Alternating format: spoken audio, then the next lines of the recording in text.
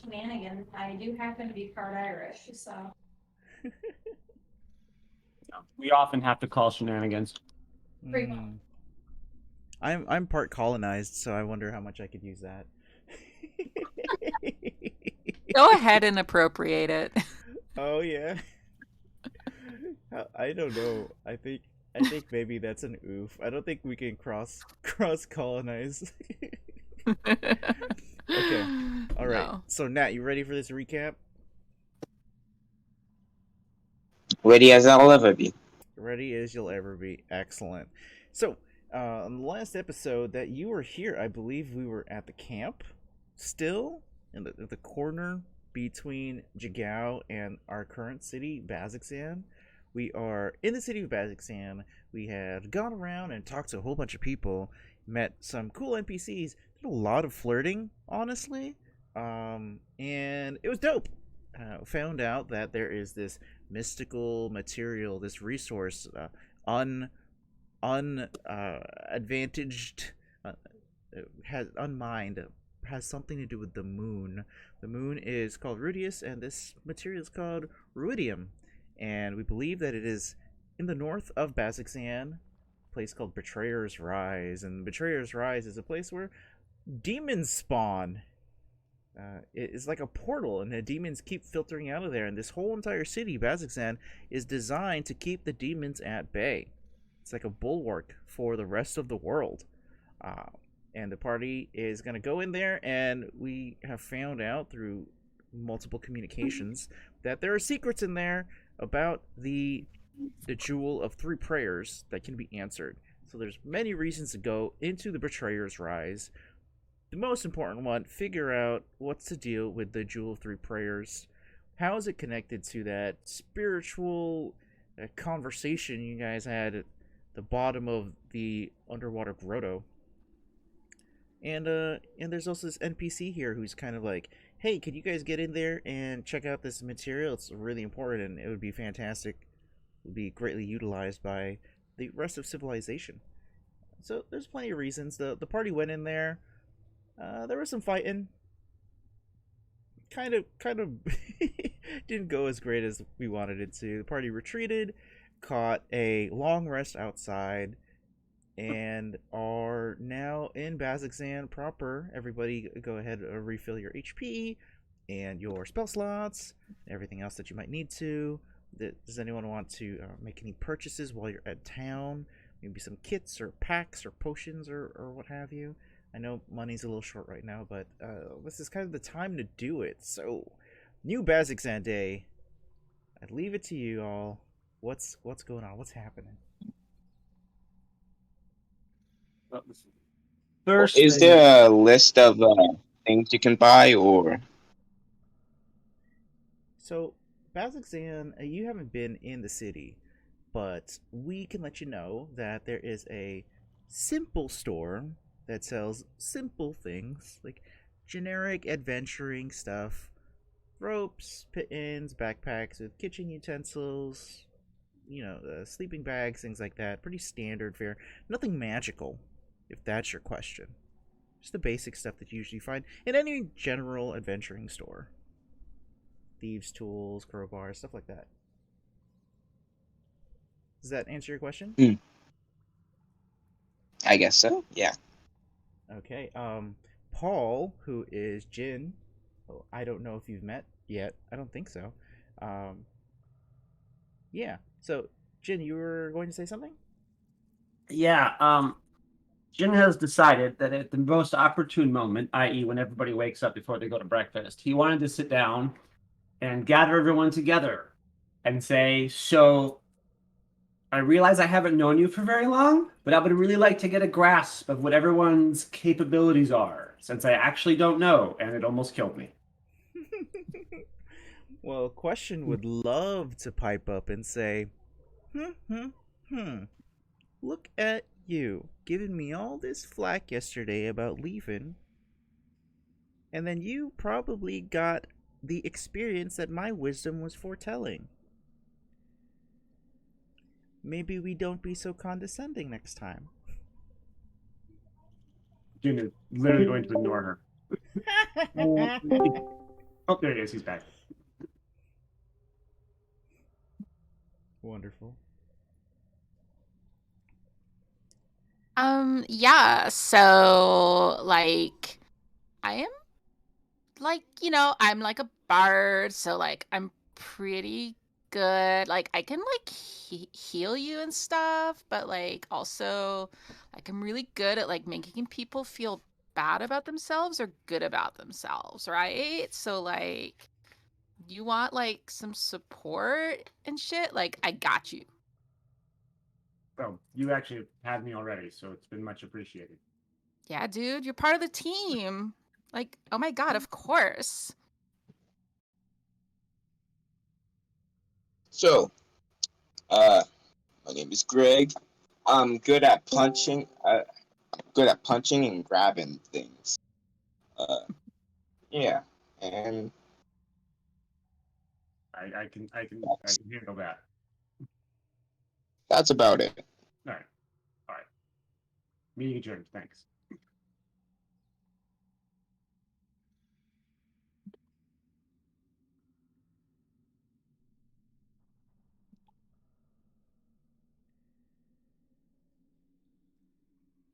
Oh, yeah, it is I.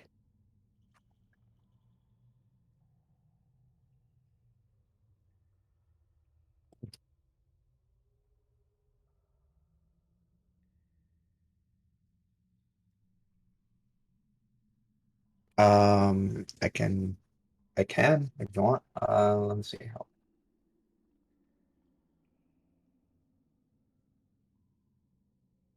how. That's a good question. Let me see if I can actually get it set up.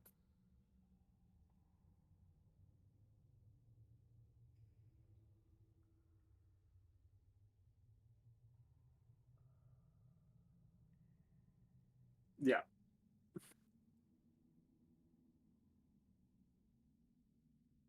No.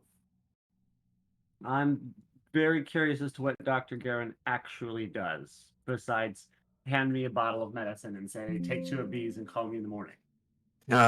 Basically that he well, in one more level, I'm gonna be able to provide more buffs. But right now, Garen is a alchemist, artificer, and he tries to dish out buffs when it's needed, but like we're all over the place when combat starts. But trying to fix that. But yeah, he basically buffs you, whether it gives you flight, like a minute long guidance, and all this other stuff.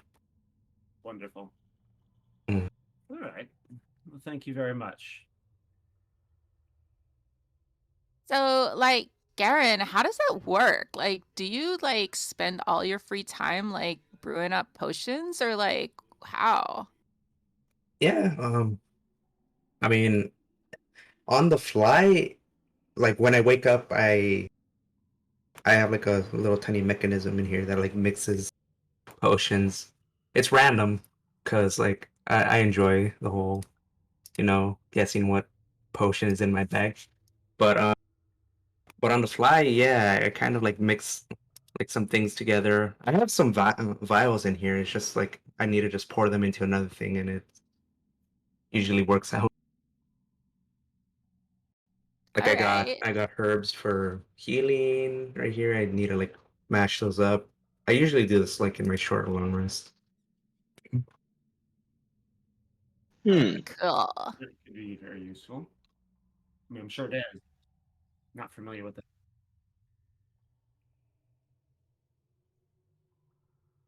Two. It's half caster. Well, I've got 4 level. His total spell slots currently are 4 for level 1, 4 level 1 spell slots, and 2. It's half casting. It's the same as paladin ranger. Yeah. Thanks. Yeah, for some reason it wouldn't let me load in max, and it was just like, okay, well, I'll just put in that I have 4, and I'll go from there.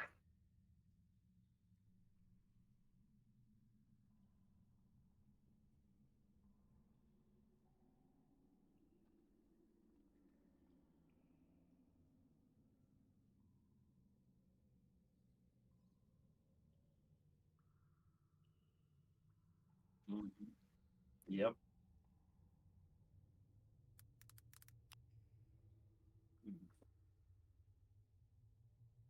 Yeah. Jin, just say thank you, everyone. That was actually very helpful. I'm ready and raring to go. All right.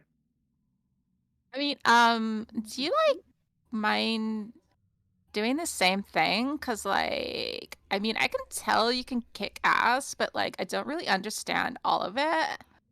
Yeah. The short answer is I was trained to be an assassin, but it's so the reality there are two kinds of assassins. There's the ones that you don't see coming, and there's the ones that you see coming, and then everybody remembers that you were there, but nobody lives to tell the tale, if that makes any sense. The kind So of like, the kind of job that I did was when you needed to make someone's death very, very public. That's what I did. right. Interesting Okay. job. So, yeah. So I'm decent enough at hiding and stabbing people. That's what I'm good at. I mean, yeah, like everybody's gonna have their role in the team, right? Yes. Speaking of, I think you guys, so I know yesterday was kind of rough, right? But like I have a feeling, I have a really good feeling that today is going to be our day, right? Like I think we're going to do so good. So like let's just like go in there with like positive energy. I feel so pumped and like I think you guys are going to do awesome. Everybody give yourselves 9 temporary hit points. Hey. Yeah. I love that enthusiasm, even though I those riddles said to abandon all hope and all that stuff. Yeah. But You know, I yeah, like that. we can do this. Thank you for the push. Pump, pump. I like your energy, dude.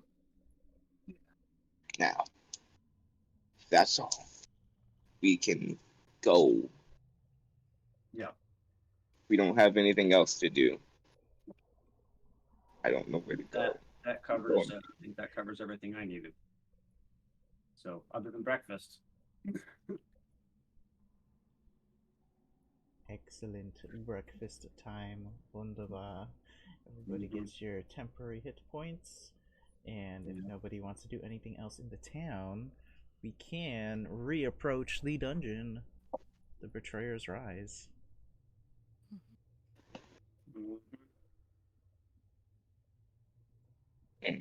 So, do we go in the doors? Yeah. Just making sure that's not where we came out. All right, I'll go first. If no one else. Well, unfortunately, I gotta open the door. Oh. By all means, you can go through it first. Like, I have no problems with that. I just have to open the door. So for Nat's sake, you walk up to some pretty wide steps here, and there is an immense set of double doors in front of you. This gate is made of onyx inlaid with copper and silver. Guards of the Aurora Watch stand between you and the demonic fortress. So there's a bunch of Aurora Watch veterans and knights here that are pacing around because there was a escape yesterday. Some Gloomstalkers jumped out and attacked people. So it's pretty busy right now. And once you get here, you're actually crossing a bridge. You stand on a bloodstained bridge that extends over a chasm of swirling silver mist. On the far edge of the bridge is a closed double door of black stone inscribed with a circle containing the profile of a smiling woman. Symbol is gouged with deep marks, as if something with claws has tried but failed to scour it from the stone. As Jin walks ahead of you, the door opens at a slight touch. And the Jed will simply motion everyone through. All right. Okay. Have the Overwatch step aside here, and everyone is welcome to walk through. Right.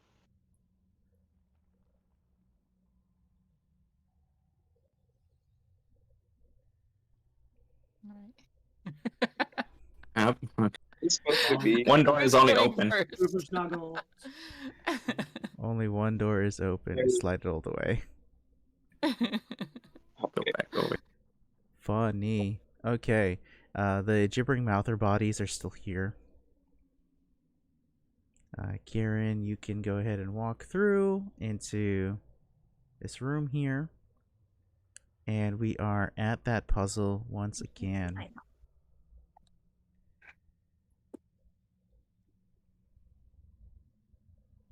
So again, this chamber is empty except for a skull-shaped vase on a small semicircular table resting against the back wall of an alcove in the north wall. 6 narrower alcoves line the east and west walls. The northeast alcove seems to have once led to a hallway, but it has caved in. Greg, you seem really strong. Do you want to see if you can like try and get out of this? Like, you can like do something about this cave-in? Yeah, but unfortunately, I can't see. I Oh. don't know what's happening. And in the background is like lighting a torch. He's like, ah, god damn it. Torch. Okay. Boom. Torched. All right. It's the cave in right here.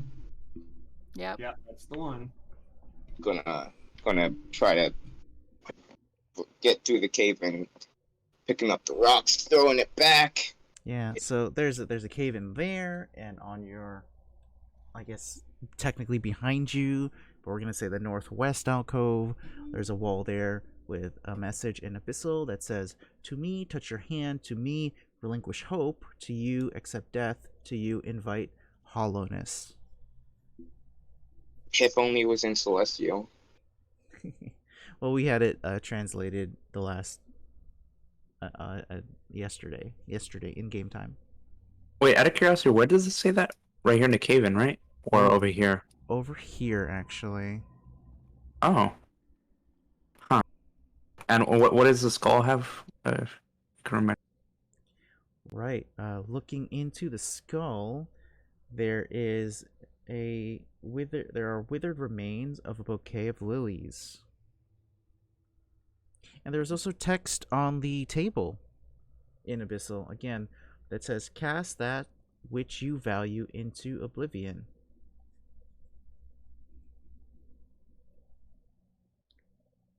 Pressing. All right.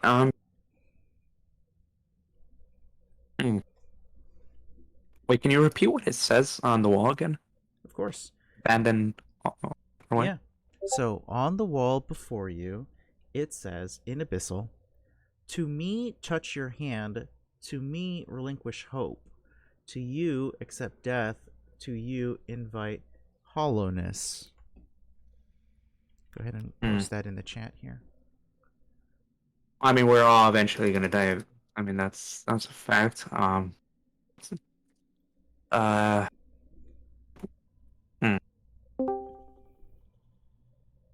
You know what?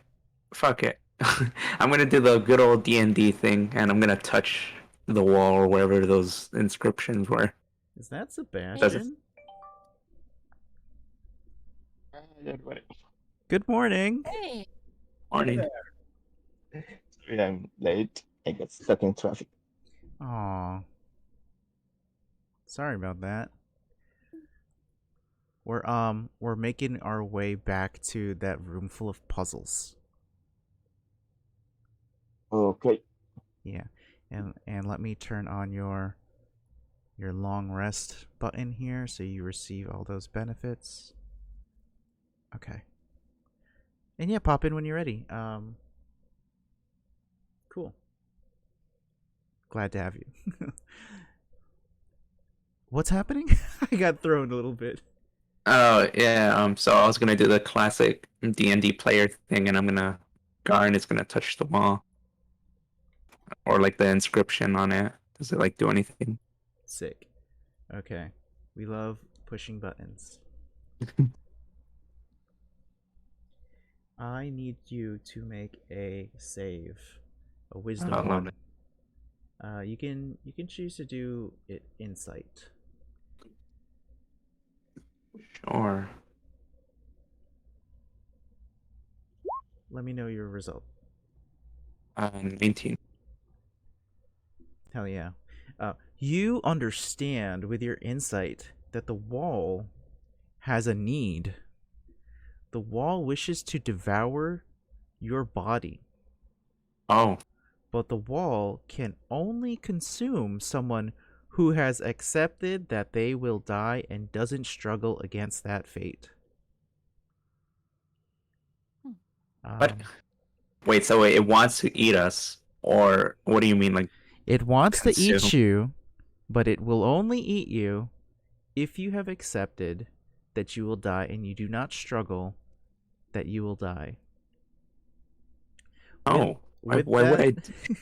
with that check, you have currently, just now, you have made peace with your own death. Oh, lovely. Okay.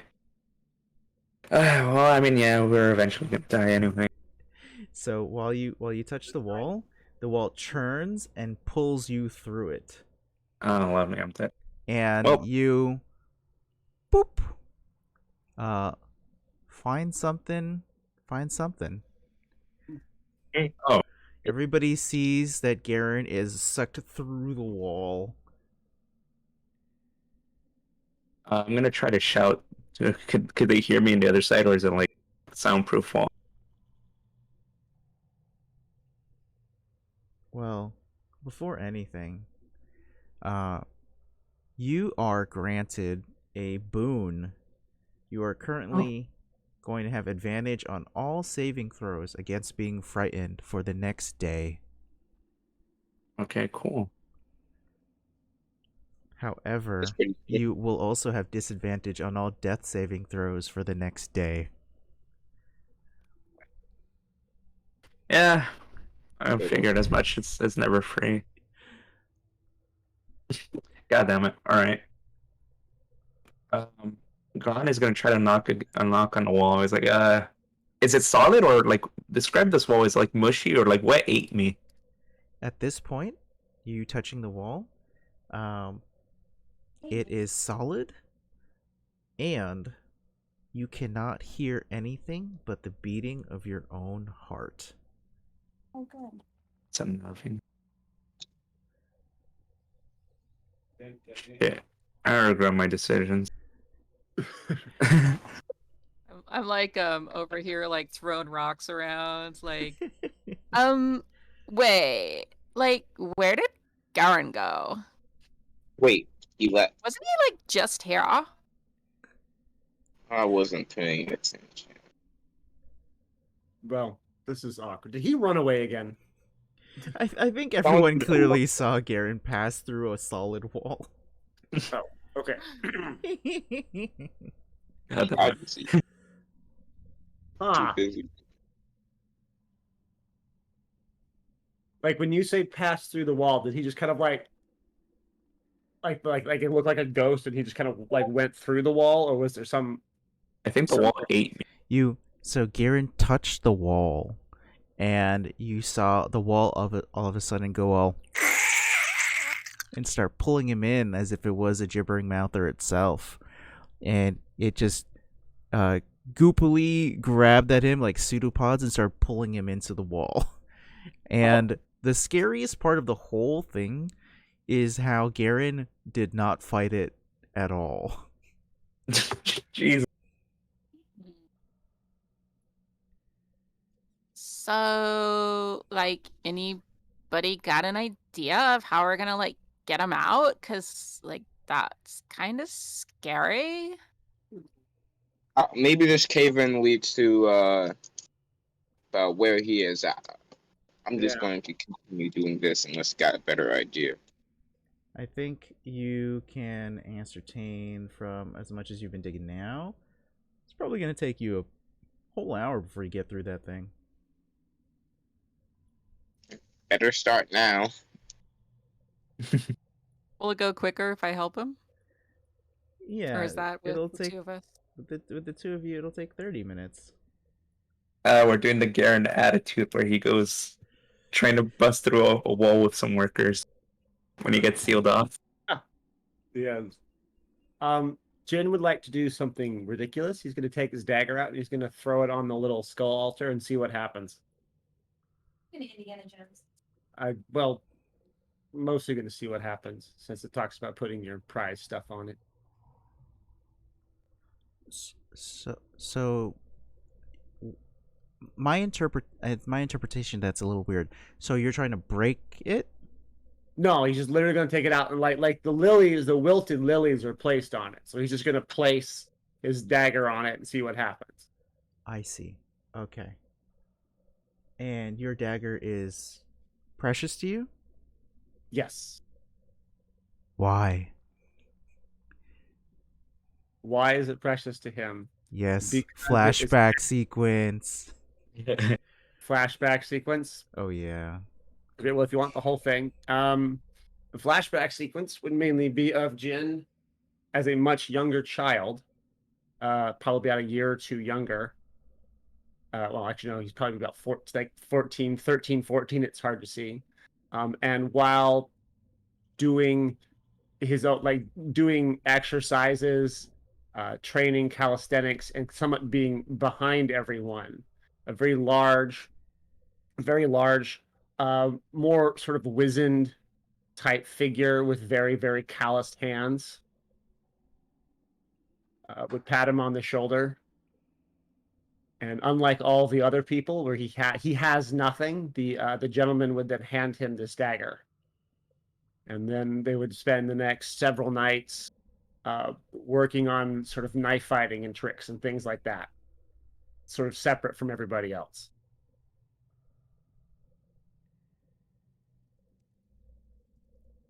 Okay. You place the dagger into the skull-shaped vase. Yep. Take a couple steps back and its eye sockets flash red. Your dagger, you can see, decays to the point of worthlessness.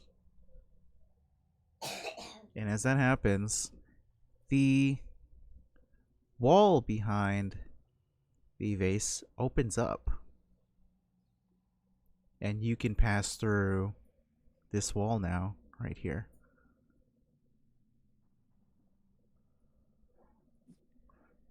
That's convenient. Huh. What's that sound? What was that sound? That would be the wall opening. So we gonna go through? I Maybe think that leads to where he is. that's the hope. Or Is there any chance with Dr. Garen pounding on the wall? Is there any chance that we're going to hear that? I'm assuming no, but Yeah, I'm assuming if I can't hear sound, I'm assuming you guys won't be able to. But Garen, Garen was trying it, so who knows? you have no idea what happened to Garen after Garen went through the wall.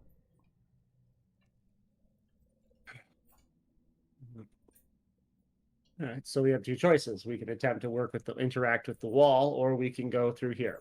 What's everyone's vote? I mean, let's go through here because we don't know what's on the other side, but like of the wall that Garen went through. But like, maybe this will go there, and we can always come back, right? And like go the other way if we need to. That is. Yeah, I'm with Chip. I feel like it's going to be a better decision to go through this door. We can always come back if we have to, but just standing here hoping we can hear through another doorway or through another wall isn't going to get us anywhere. We need to keep moving.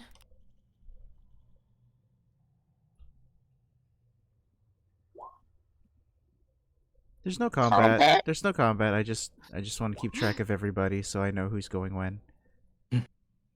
oh, it was there for a second. Yeah. You just want to make sure everybody gets a fair shake at doing something.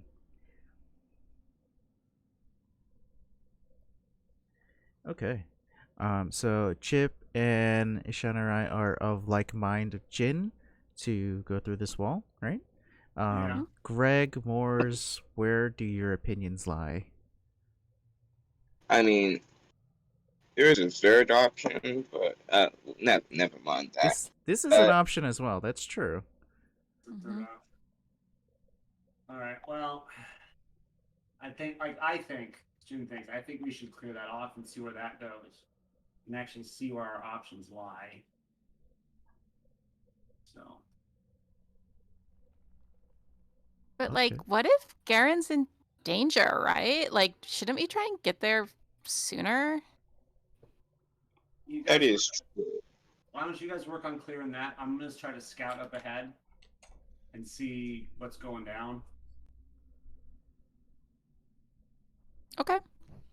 I'm in favor of it. Sorry, Isha, don't you have any mentally skill to try and find Gareth?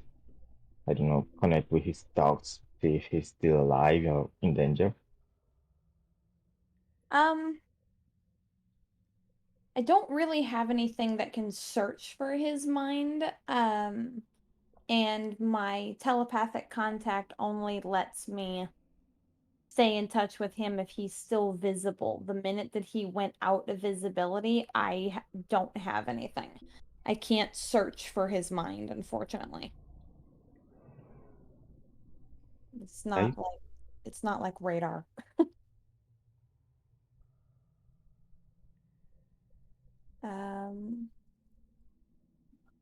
Yeah, I don't have.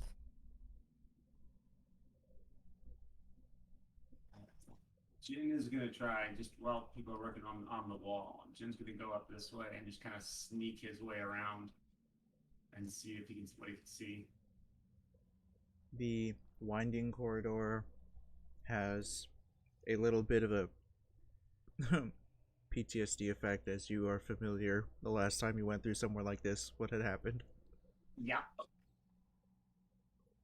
However, thankfully, you get through the path unhindered, and you find yourself in another chamber. There are 2 rows of black stone pillar marbled with white veins that support the vaulted ceiling of this hall, the floor of which is polished to a mirror-like sheen. Ornate brass braziers rest at the feet of 4 of the pillars, and faint music fills the hall.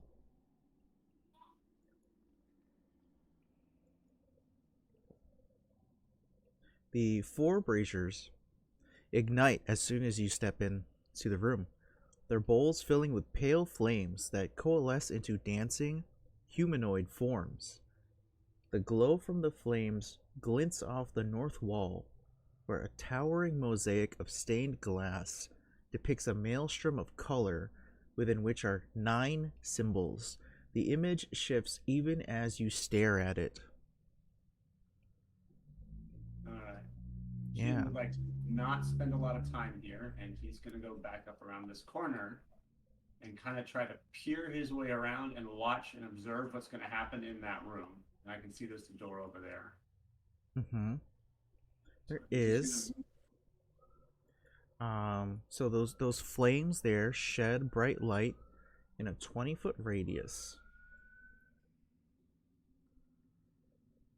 And they're dancing.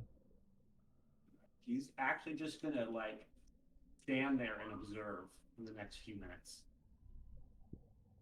All right. So if you're gonna do that, let's take a step, and let's see, Garen, what are you up to? Garen's like fixing his glasses, and I guess he's gonna move forward after trying to like get a response from the others and not hearing anything. Right.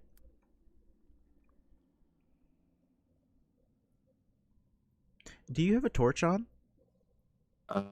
I ignited a torch, and I was assuming I was holding it while I was touching the wall, because I would be touching. Yeah. I don't know what I would be touching. I wouldn't be able to see anything. Let me get that for you. Okay. Okay, so you hook around the corner here, and you enter a rather large room. This chamber first hits you with the scent the reeking scent of death and incense. You look to the west. There's an open archway that leads into a small side room. And to the north is a hallway flanked by 2 statues.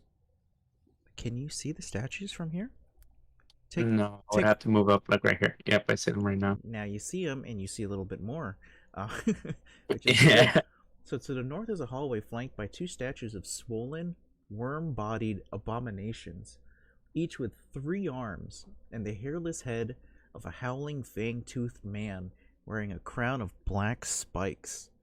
The hallway past the statue is lined with dozens of curved, quivering blades and ends at a double door. Mounted above the double doors is an 8-inch tall canister made of translucent crystal. Okay, and where's a little puppet on a tricycle? Because it seems I've landed in a freaking saw trap. Jigsaw trap. What the hell? Do you What want into to this? play a game? Oh my god. Like, and I shouldn't have gotten up in the morning. Like, alright. So these statues, they're statues, right? They don't look like they're gonna animate when I go near them. Well, ain't that always the case with statues, though, that you can't tell if they're going to animate until they animate? I'm gonna move up a little bit. Wait, can you tell me what's over here on the side? Because I clearly see right here the walls full of knives and stuff. But Garn is gonna try to walk over here to this hallway. Yeah, there's a small side room over there. You can see there's a door as well. Mm.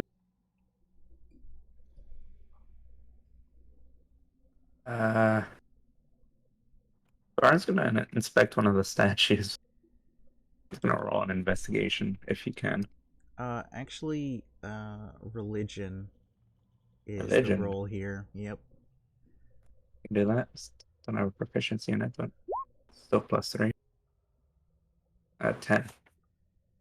Okay, so you recognize the statue as a depiction of one of the betrayer gods.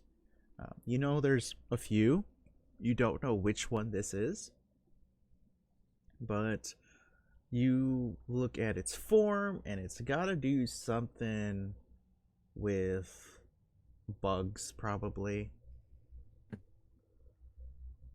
Can you also get what's your passive wisdom? Your passive perception, sorry. Perception is a 14. Hi. Yeah. Do you read Undercommon? I read Sylvan and Primordial. Actually, 1 second. Hold on. I'll be right back.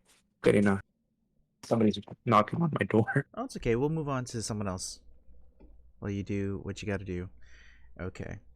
So Jin is up there. Garen is over here. Greg, Chip, Moors, and Ishanarai are 4 people still in this this puzzle room here. What is Moors and Ishanarai up to? We already know that Chip and Greg are digging at these rocks here. That wall that he went through.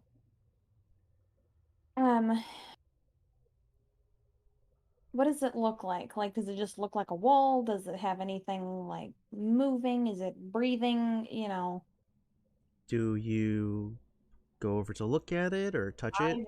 I want to go over. I want to look at it. If I need to, I'd like to fondle it.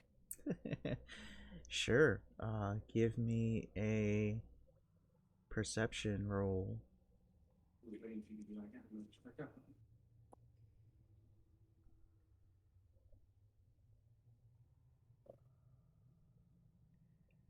Mm-hmm.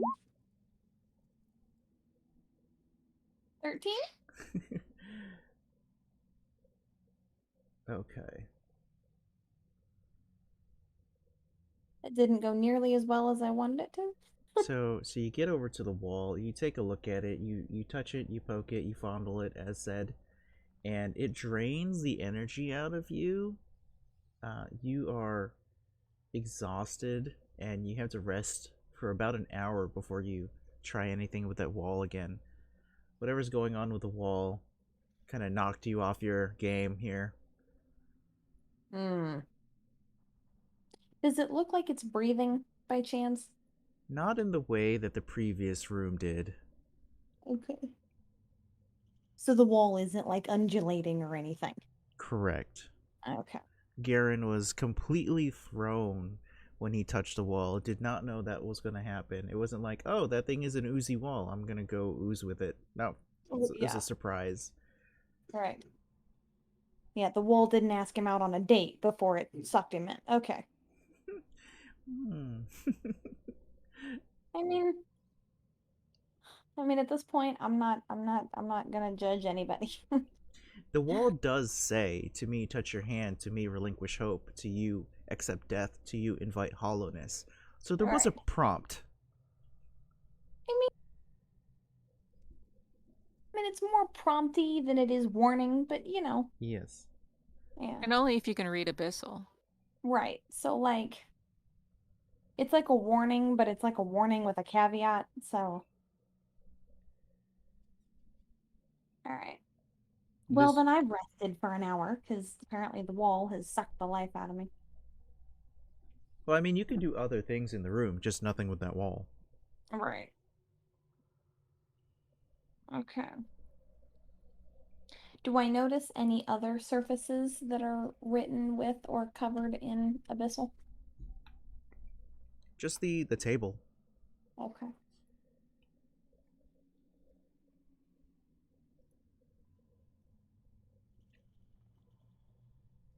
Is anything else carved into the table? Like depictions of anything, or is there like a relief carved into it? Anything along those lines? Anything that would be of like historical significance? Did you get a chance to recognize what the text on the table was alluding to? No. So you can go ahead and give us a religion check here. Okay.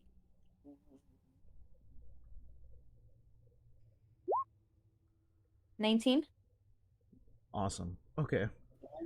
So you read it. Once again, it says, cast that which you value into oblivion, or maybe you didn't read it, but Moores had translated it for you. Right.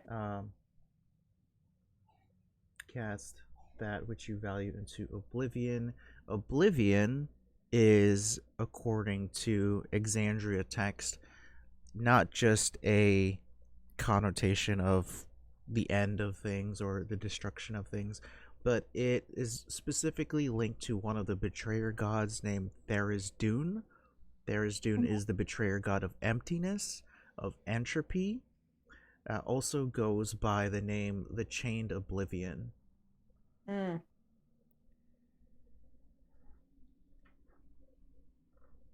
Hmm.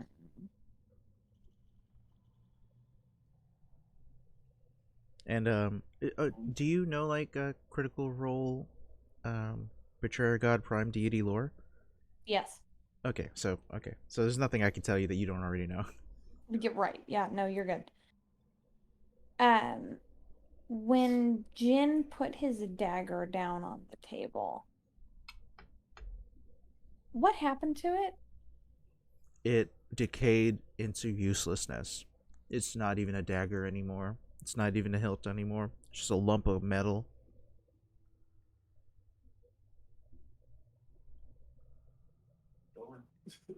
What would happen if I tried to pick up the lump of metal? I guess there's only one way to find out. Pick up the lump of metal. You now have a lump of metal in your hand. Fantastic. I didn't know if this was going to be like one of those Indiana Jones, you know, like sack of gold thing where if I like take it off, the door is going to shut and then we're all going to be screwed. The room fills with poisonous gas and you all die. Yeah, you know, like that. Like I didn't know if it was like one of those moments, you know, if I had to like put a sack of sand in place of like the lump of metal so it doesn't know the difference. Like I didn't know. Okay. All right. I want to ask Chip and Greg if they need any help. I mean, I if you're mean, willing to give help, I mean, you can. Fantastic. I want to help. Yeah, like you could be the end of the chain. We got like a chain going with like the rocks, and so he hands them to me, I hand them to you, right? Fantastic. Sounds like a plan. My only request is if I'm going to join in on this, can we sing for motivation together? Oh my god, yeah. What do you want to sing? I don't know. Somebody pick a song, but like I'm feeling something. Like I'm feeling something like high energy and motivational right now. You can't do that to me. Oh. Recently, I heard someone singing sea shanties. So Yeah. I know this isn't the sea, but I mean we can sing it. No, but I'm totally game for a sea shanty. Yeah, dude, sing it. Let's hear it. There once was a ship that put to sea, and the name of the ship was a bully. Oh my god. Fired. You're fired. Fire. uh, uh, The- Soon may the Wellerman come to bring us sugar and tea and rum. One day, I don't want to see You're fired. That's not a sea shanty. Fired. the sea shanty. Come on. That is Like- totally a sea shanty. No, there's a specific part of it which is missing, which is there is no repetitive chorus. Hmm. We are sticklers over here. We're historical sticklers. Yep. It only works if you guys sing it together. It only Yeah. works for TikTokers, not anybody who has a degree in history. Rah! Yeah.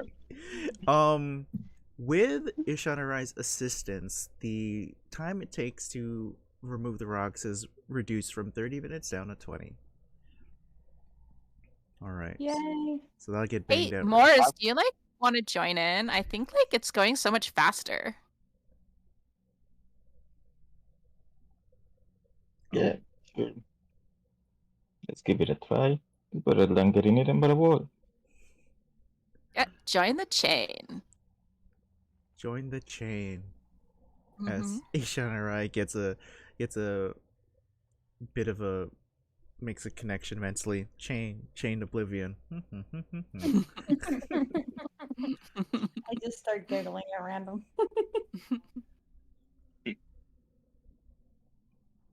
Okay. Appreciate all the help, guys and girls. And non-binary pals. As you start making some serious progress through these stones, a haunting song echoes through from whatever it is that you've torn apart here. Is it a sea shanty?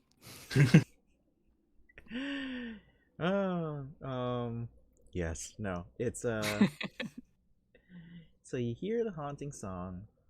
You also hear interspersed some clicking sounds, and you feel it deep reverberating in your bones. From the clicking? The clicking sounds. Yeah. Interesting. Greg, It's can you probably see nothing. anything? No, it's just rocks. Do you need like a well, we got through, right? There's like a hole there now, right? A little bit. Let me throw Oh, a torch in there. Let's say Greg there's a torch in there. Let's get a little sight. It's a itty bitty bit of sight there. Oop. But who was igniting the torches? Greg did. Greg Oh. did. It's Great. becoming clearer. I think. Chip, if you want to squeeze in there to get early access, you can. All right. I will do that. I am small. Oh, sure, yeah. Like when I go through, can you like make the hole a little bigger too? Because like I don't want to be stuck in here. Oh, that starts removing some rocks. Yeah, of course. weird. I can't move. Yeah, There we I had go. to take the rest of the dynamic lighting out of there. Oh, okay. All right, here goes. Tell us what you see. There's like some really big spider webs. Ew. That does not sound good. Yeah, I mean, like, you got a torch, right? Like, we could just light this shit up. It's true. Do you see any spiders? I mean, I do a or perception eggs? for spiders.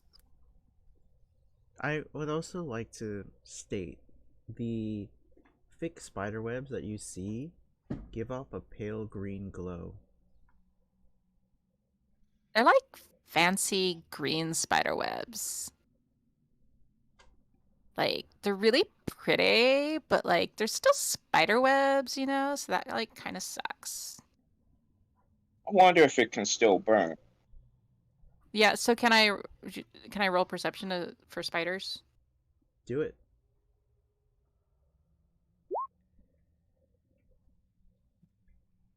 It's a 9. You're so far away and it's so dark. Yeah, you can't.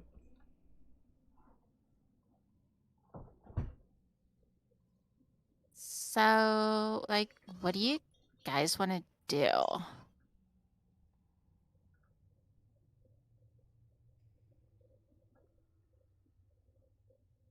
I mean, I certainly don't want to be around spiders. Are you like scared of spiders? And yeah, a little. Like, I don't like anything with more than 4 legs. That's just kind of a rule for me. That's legit. I mean, if it has more than 4 legs, I feel like it should not be near me. Yeah. Yeah, I Yeah. get it. So, There is with you. I mean, I'm not a very fan of anything that could kill me, so big spiders with demonic taint and their webs, not exactly my first choice. Yeah, totally.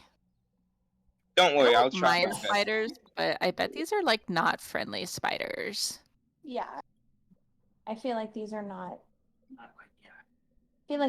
spiders that, want to go get lunch. Yeah. Well, they want to go get lunch, but like they want that lunch to be us. Right. There you go. So, like, Greg, are you gonna like go in and we follow, or like, what do you want to do? I mean, yeah. I can do that. Wait, before you go in, has anybody heard anything about Jean? I mean, he left through that tunnel a while ago and he just Yeah. disappeared again. Yeah, like, do you want to go find him? Like, maybe, I mean, maybe he should know that like we went through this way. That's a good thought. Yeah, we left a team member behind, and that is not cool. So far we've left 2 behind, but Karenga didn't wear a wall, so I don't think he found. He left us Maybe behind. make sure Jean wasn't eaten by another wall. Good thinking. Maybe.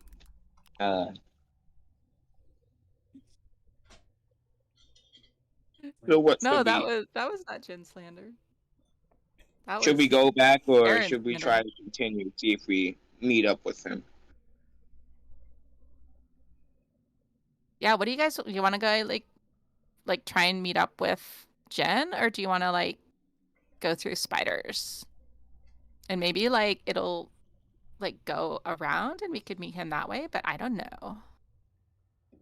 I feel like if we keep moving forward, that's going to be our best bet to meet up with him because depending upon, we don't know what happened to him when he went through there. So if he's in some kind of trouble, then we could run into the same trouble that he ran into and not know it. Our best bet right now is to keep going the direction we're going and go through Spiderville here and try to meet up with him and figure out if there's a way to come around the other side and find where he is. That would be a safer option, especially if he got like taken or like attacked by something. Then we can help infiltrate or even rescue him. If we go the way he went, we don't know what it is he ran into, and that could be a problem. All right. So I inspired their city then. All right. Well, what was his name? Morris. Do you agree? I agree. Let's go with. Well, I guess just leaves me to check this place out. Okay. I'm gonna make a perception check to see if I see any spiders. All right. 17. Okay. So you step into this room, and you do. You see too much actually. First of all, we've got a spider here, which is giant, like you've seen prior. However, it has some demonic corruption to it. This spider is no longer just a beast, but it is a fiend.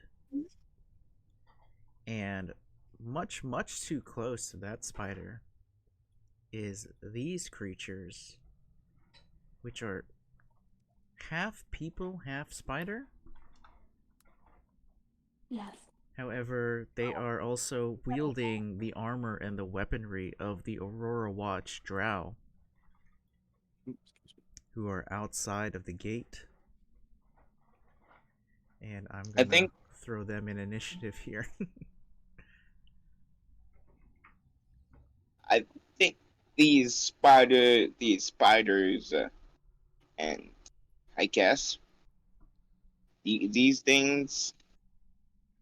They, I don't know. It looks like corruption happened here. Well, as you say Garnet. that, a fight's gonna break out. I don't like. Yeah, I don't imagine you would. Alright, so the Drider's gonna see Greg first. They're gonna make 3 longbow attacks. That's an 18, a 19, and a 21, Greg. Yeah, they all hit. Okay, so 7 plus 13 is 20 plus, so that is 32 points of a mix of piercing and poison. And this Strider tears into you. I am less than half health.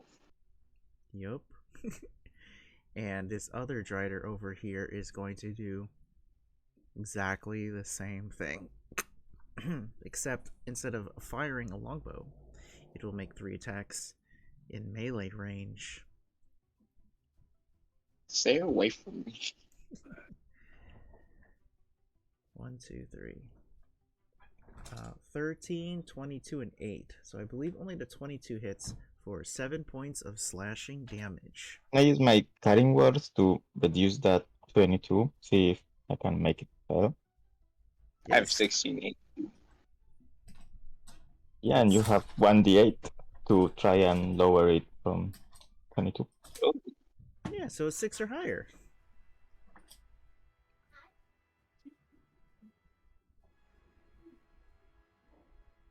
oh, do I roll? Yes. 8. See? Yeah, so it misses. You don't take that 7 damage. Nice. Cool. Okay. Morse magic, baby. Yes. A pencil? Sorry. $100 pencil under the couch. Oh, nice. $100 pencils. Cool. Okay, Garen. We're moving over to you. Damn. Kind of regret going through this wall now. All right, let's think logically about this. There's a corridor or a hallway full of knives around the wall, and then there's like an inconspicuous door. Something tells me that the door is far worse than whatever's down this hallway. But I'd rather prefer to use the door. He's gonna investigate on the door before he does anything. Is a door? Has to open the door. Is it locked? It is Does not. it have? Like underneath and on top of I'm sure. Does it have any funky arcane symbols on it? Roll perception. And 18. 18's pretty good. You can hear whizzing like a flight in this room. Oh, okay. There's flying happening on the other side of this door. This fucking place is a death trap. He's gonna try the handle. Does it like? Is it loose or is it locked? You can turn the handle and open the door. All right, he's gonna carefully do that. Okay. Stealth roll? If I'm stealthing for something, yeah. You said that you're carefully doing it, so you're trying to open the door without making it squeak. Well, not necessarily that, but like he's just like trying to open it a bit so that he can peek inside before like fully like opening the door in case something comes launching. But Well, yeah, still, if you're trying to peek, that's a stealthy thing. Alrighty. That's a 3. Terrible. Mm. Okay. Wait, I have heavy armor. That was medium. You open the door. I have medium armor, but a 9 is still pretty shit. Pretty bad. You open the door and there are 3 flaming skulls that fly out of that room. Great. Yeah. What are they doing? Are they just flying all over the place, or they want to kill me? They definitely want to kill you. The 3 of them are gonna shoot fire rays at you. And here's where Garen dies. Alright. Your AC is 16, so we have 4 hits. Lovely.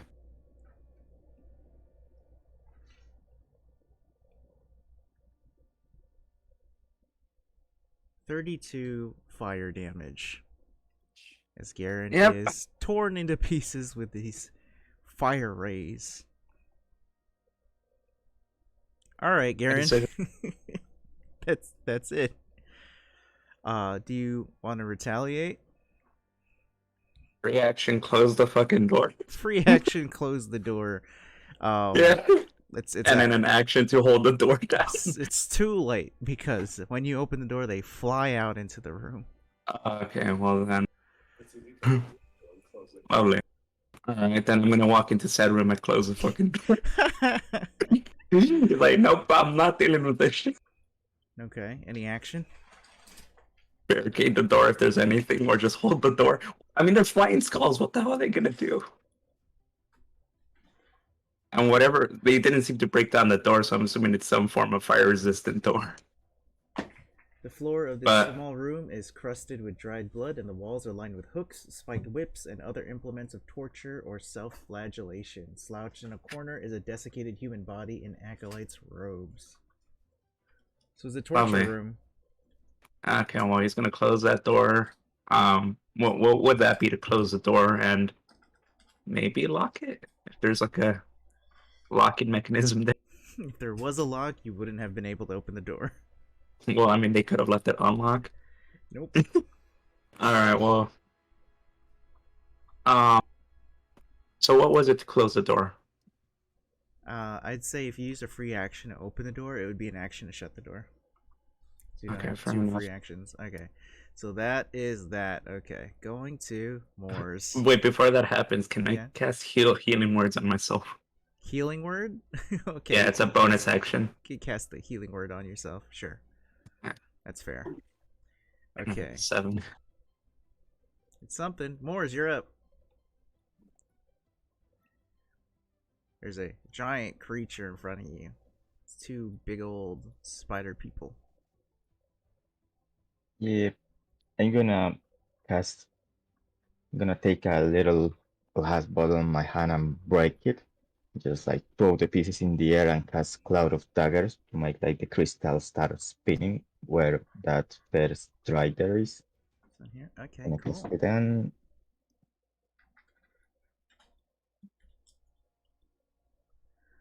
Cloud of daggers in space above the Drider. Got it. I'm going to use my Bardic's inspiration on Greg. Ooh, nice. Thank you.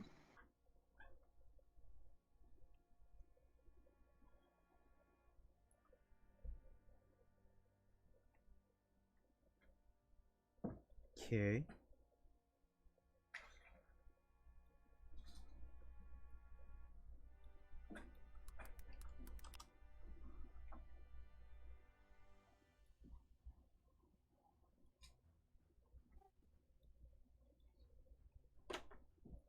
All right, Chip.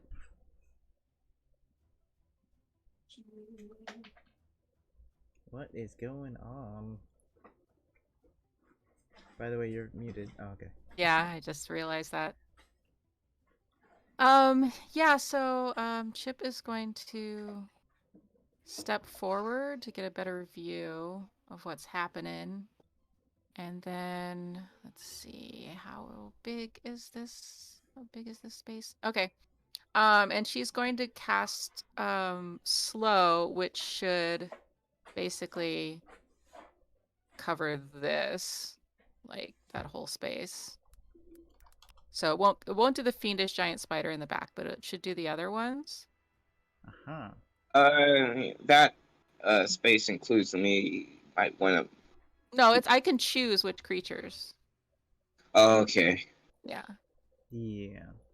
So do you want me to post it? It's No, I 15. 15. I cast all the Okay. time, so you're probably pretty familiar by now. Yeah, thank you for teaching me. Okay. So you said 15. Both Driders fail. Nice. Let's see about the giant spooters. That's an 8 there, so they are on the way to failing as well. Everybody fails. All creatures are affected by slow. All your enemies. Yeah, so Greg, if you want to run away, they can't stop you. And I think maybe we should try because they just got you pretty bad. And I am just gonna back up.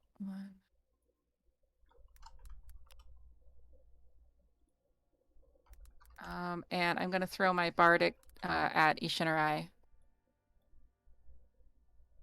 Right. I'm feeling very inspired. Perhaps I'll dance on the face of my enemy.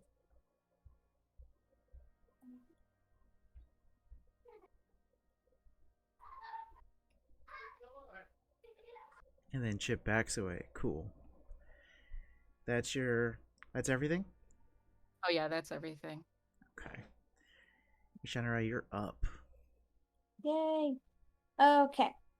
I am going to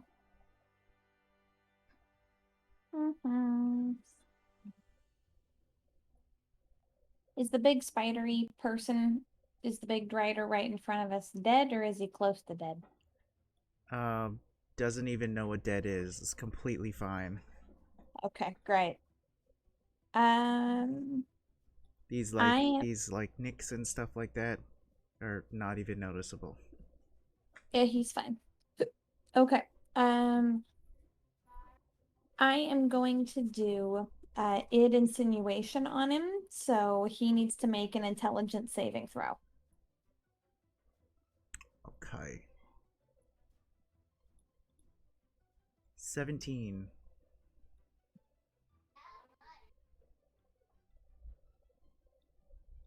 Hmm? Yeah, he made it, but I think that's still half damage. Hold on.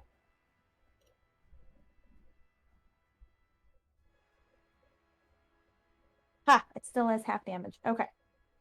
So I need to roll 5d8 psychic damage. Good lord. 1, 2, 3, 4, 5. Roll.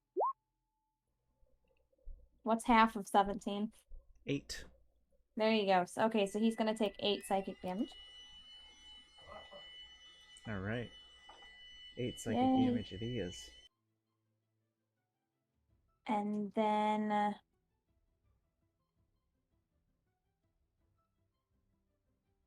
I want to do a bonus action on him, and I want to analyze his aura.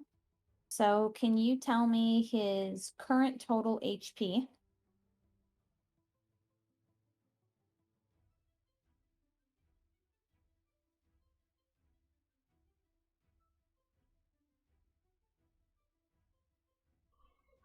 So basically it's called assess foe. So I can analyze his aura and I can see his current total HP and I know all of his immunities, his resistances, and his vulnerabilities. Okay. Is that on your character sheet somewhere? I don't see it. Yep, it's assess foe. It's underneath my aura sight discipline.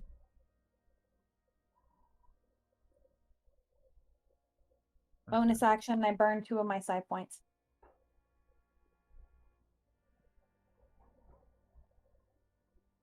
If you go underneath my features and my traits, Vulnerabilities. it's Okay. my aura sight discipline.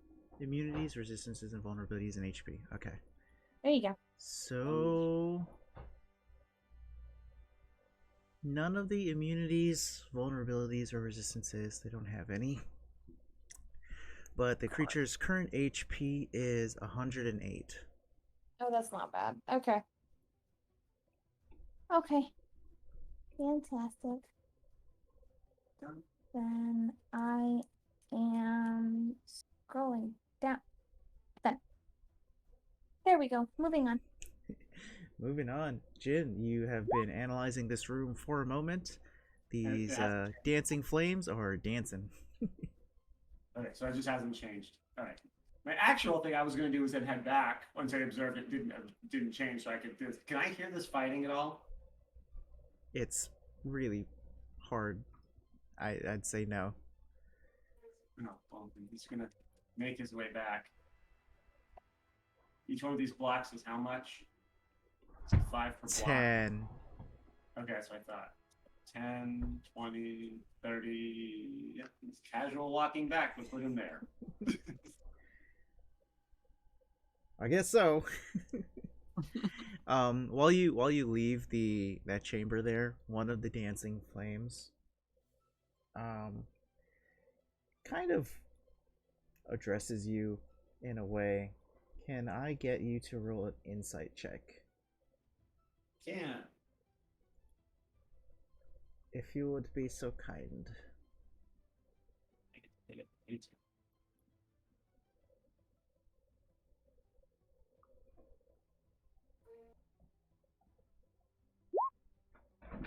8. Okay. Based on the 8, and you've been sitting and you've been observing for a while. Based on the way the flame moves and the way the music is going, it seems that they are timing their dances with the music, and the flames are looking for a dance partner. Well, when we get back to them, I'll, give someone to dance with. Put that on the docket. All right. Yeah. Do you want to use your action to dash? I mean, yeah, I'm going to hope he's got it out. 10, 20, 30. There we go.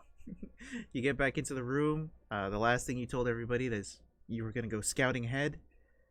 Nobody's in this room anymore. You do notice that the rubble has been basically cleared. Yeah.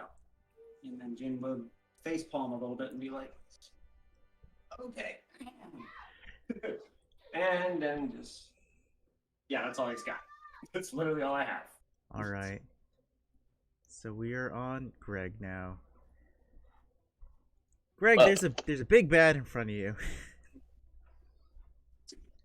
what I'm going to do Hmm? is I'm going to punch him twice. All Alright. right. Some distance. Give this Strider some pow pow. 20 hits, Oh, yeah. 10 does not. Okay, that's 10 bludgeoning damage. Very nice. Then I'm going to use my second wind. D10. Cool. 8 plus 5. 13.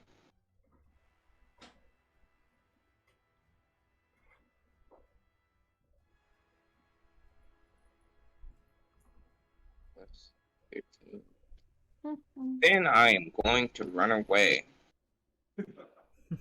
The music things have become a black box, by the way. The Bardic Inspirations? Okay. Yeah. Get these out of the way here.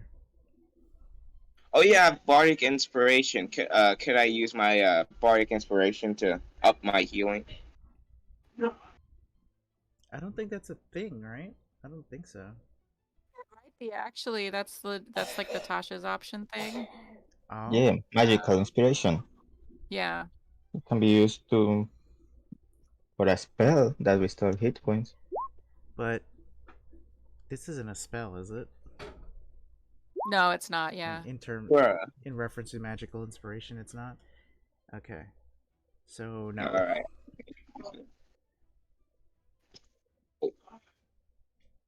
How long does Bardic Inspiration last? 10 minutes. Yeah. 10 minutes? One. Yeah. That 1 minute? Alright, well, can I use it on my damage? That.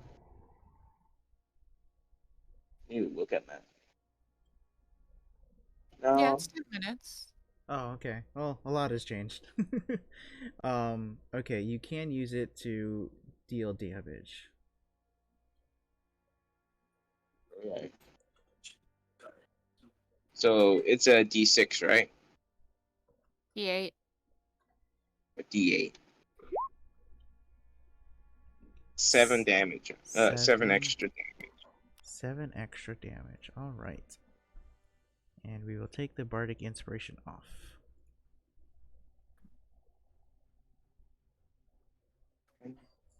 $30. Hello. Yeah, I see you are taking my advice, so that's awesome. Because these guys are really scary. They did more damage than I was comfortable with. Yeah, you're looking pretty rough. You need like one. Yeah. Mm-mm. Okay. Is that everything, Greg? Yes. Cool. So these Driders now have their movement speed halved.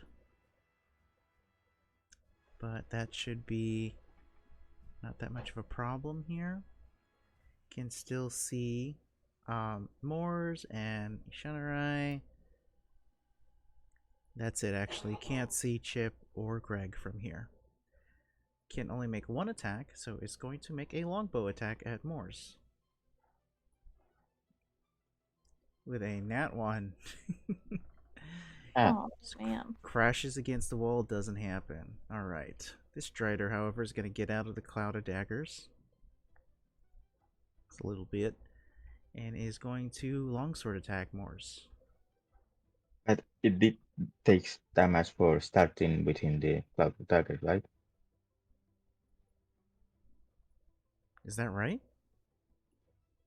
Yeah, well, it takes damage when they start their turn on it. Okay, cool. Yeah. And you cast it, you upcast it as well. So, That level, right? what damage was that? What do you gotta roll? It would have been 64. Like, That's 5. That's another one. 9 plus 4, 13? Yeah, Alright, 2 1. 13 damage. Not bad. Not bad on the damage here. Alright. The Drider is going to try to bite you instead. Bite for 22. Yep. Okay, 2 points of piercing and 9 points of poison. Living. Alright. I'm gonna use Hellish Rebuke to burn it. Alright. Just start being like a black flame coming from my wounds and right into his mouth. Roll the dex save, got a 7, -2 actually, so that would be a 5. 17. Oof. So much. That's a lot of damage. Look at you coming out with all this damage. One Yeah, day really for sure. changes a lot. Yeah. No. Amazing. Yeah, you point at it and the flames erupt on the Drider, taking a lot of damage this turn. That, while being slowed, is very problematic out here. Okay, so both Driders have went. Now it is time for the Fiendish Giant Spiders to make their move. And they are not particularly fast, thanks to the webbing. Thanks to the slow. But we're going to see if we get some webs here. One of them does get their webbing back. They're going to fire a web at... Who can you see? Oh. Fire it at... Let's get a ruler. Yeah. Yeah, okay. Going to shoot at Ishanarai over here with a 16 to hit. Nope, doesn't hit. Excellent. Okay. Cool. So that doesn't hit. This giant spider over here is going to take its action to dash. And it dashes at half speed.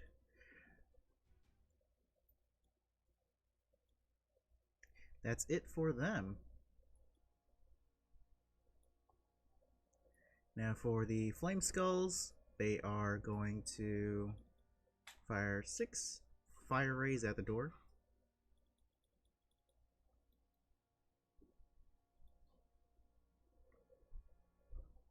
Yeah, so that's like 50 damage. The door is gone. Poor Garen. But that's all of their actions combined. Garen, you're up. All right.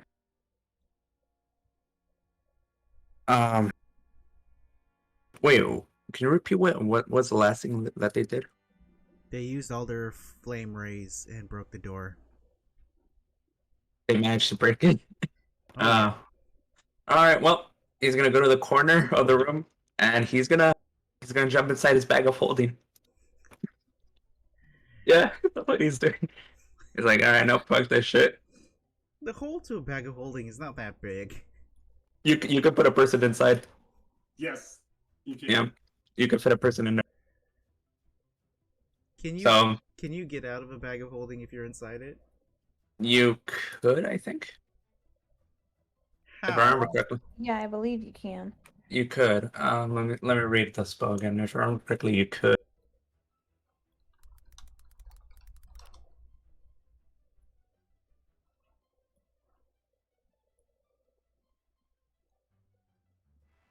Let's read the spell, because it works as a portable hole. Oh wait, no, that's if you use that. I don't know.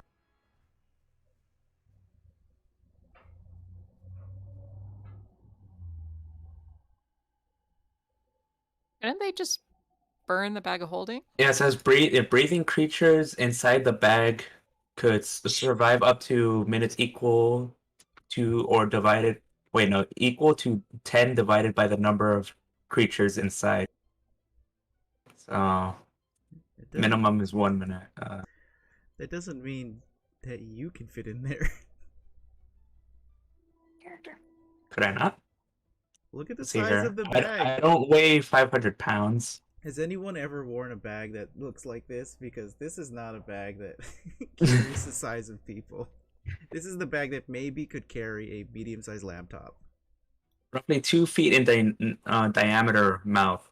I have a measuring tape right here. I'll measure myself. Where is it? Let's see here.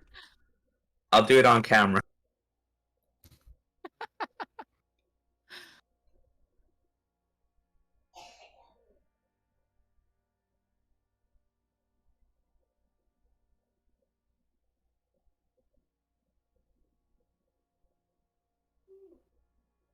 We can't hear you.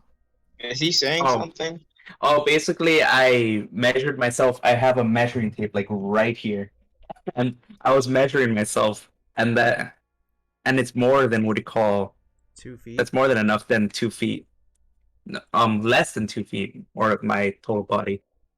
I don't know, but I'm gonna die anyways. Give me something here. Yeah. Yeah. Roll dexterity to fit in a bag. Okay, I'm gonna use my inspiration on this because it's probably like the last thing I'm gonna do. Oh wait, dexterity or save? Dexterity, not save. All right, let's see.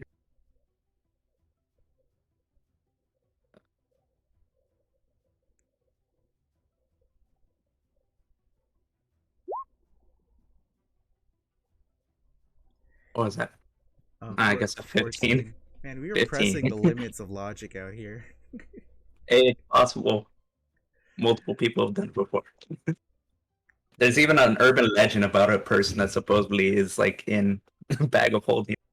That if you call his name, he comes out and kills you. Oh, that monster, yeah. Yeah. All right, Garen. As a doctor, you fit in your bag of holding. Okay, yeah, I'm staying in there. For I'm not sure. Let's see here. How long do I have to breathe?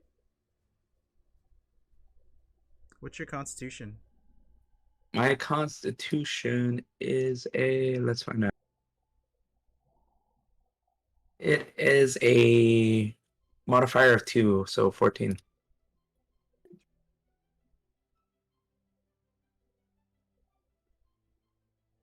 So what is that, 2 minutes?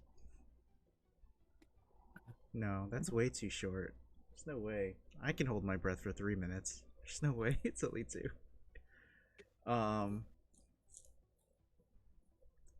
So like 5 or 6, something like that. Okay. I won't try now. I mean, they'll probably destroy the bag by then, but you know, it's all that counts. All right, Garen's in a bag of holding. Sure, why not? Yep. Moore's, you're up. Yeah, sometimes Fighting this time. what you gotta do, you know? He's a healer, not a fighter. Yeah. Right, so I'm going to make sure that right there, back there, cannot start shooting again at us. So I'm going to use darkness, like this, the proximity of that corridor, but trying to maintain sight of the closest right there to make sure we can target him if we need. So it's darkness. And I'm going to get away from him, like behind Chip and Greg.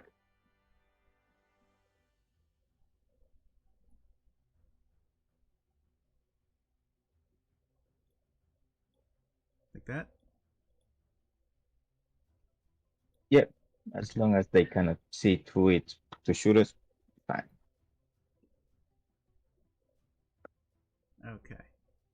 And that is magical darkness. Yeah. Unless they have true sight or something like that. If they just have dark vision, they cannot see through it. Gotcha. No problem. That's it. All right. Morris, Greg, how you guys looking? Which one of you needs more healing? I'm doing fine for now. Thanks for asking. Okay. Morse, you can do it. And I'm gonna do healing words, 2nd level on Morse. And I am going to, let's see, how far is she from me? 30 feet. I'm going to cast Vicious Mockery on the Drider. Okay. Do you So have any difficulty casting that spell with the darkness laced on it? I thought that she was kind of like that Morris had cast it so that we could still see this one. Yeah, to keep. To keep this one like visible and just block the sight from the ones in the back, Oh, just to got it. keep them So from shooting at us. it's for the fiendish giant spiders to block. Okay. Yes. Okay. And a wisdom save here. Mm-hmm. Cool. Cool. Cool. Cool. Cool.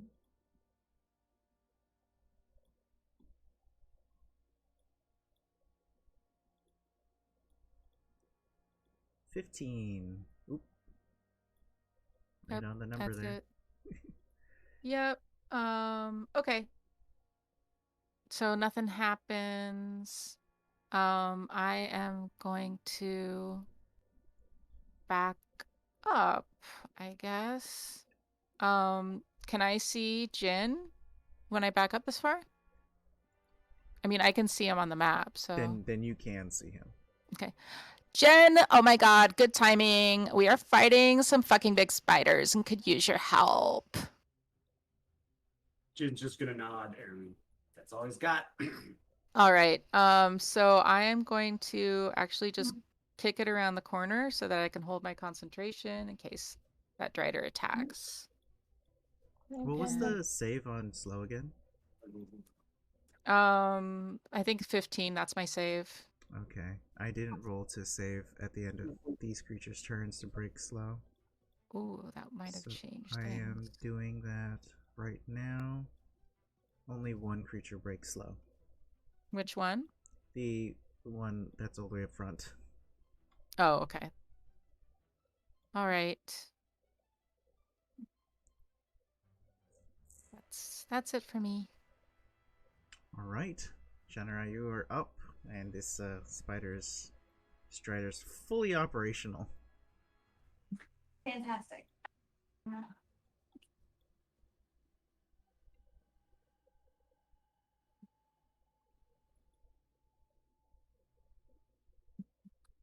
Okay.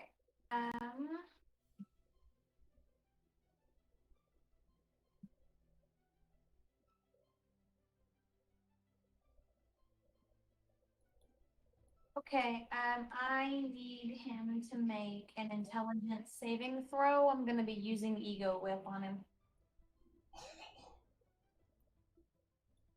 Intelligence saving throw. Here we Yeah, go. so he needs to make an intelligence saving throw. I rolled an amazing save of a 3. Great. Okay, so he takes 19 psychic damage. Ooh, nice. Ooh. We love it. And he is, if it's possible, it is filled with self-doubt, and all it is able to do on its next turn is either dodge, disengage, or hide. Cool. Got it. Okay. Drider is full of self-doubt and will not take attack actions on its turn. Yay! And then, you spend fully.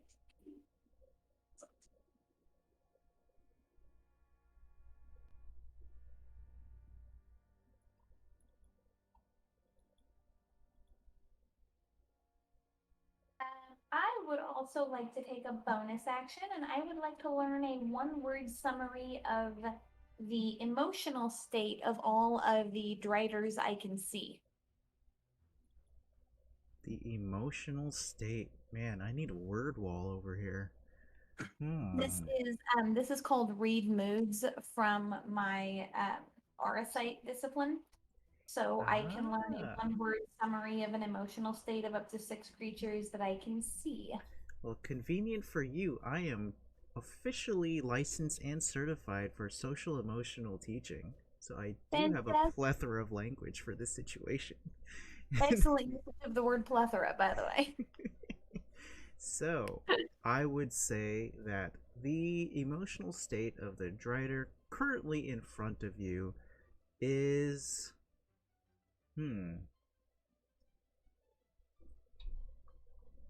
Is he hangry? Is that why he's so violent? Oh, we're not allowed to use hangry. He is. I guess we'd say livid. Oh, okay. And well. we will put the Drider behind it at fuming.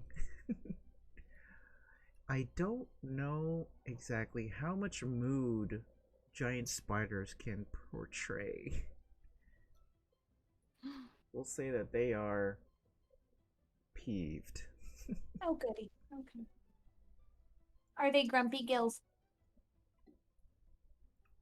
Yeah, there are a couple of Rapinos back there. Okay. All right, and then I'm gonna back up just a little bit. Just a smidge. There. Yeah, just a smidgen. Feel like that's a safe. It's a safe bet. Jin, do your worst. All right. So Jin's gonna yell, and hopefully everyone can hear him, for everyone to come back into the very thin hallway as he's going to move 10, 20, here, 35, 25 right there. He's gonna have to dash to get anywhere, isn't he? Yes, he is. Yep, right there. We're gonna stay out of the line of fire. He's gonna come back. Now that he's seen the situation. And yeah, yell, everyone needs to come back into this thin hallway.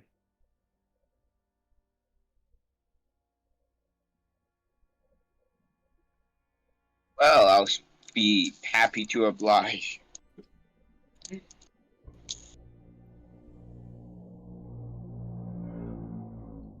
Motorcycle.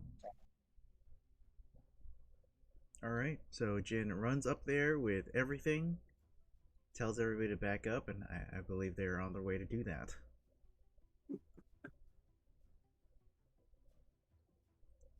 Will that be all, Jin? That's his. Yeah, I mean, I had to dash to get the visual, so yeah, that's all he's got right now. And your Alright, turn. go ahead and Yeah. hit done. Do it. Yeah, enter. There we go. I'm all done. Alright, Greg, you have been instructed to get away. You said you would.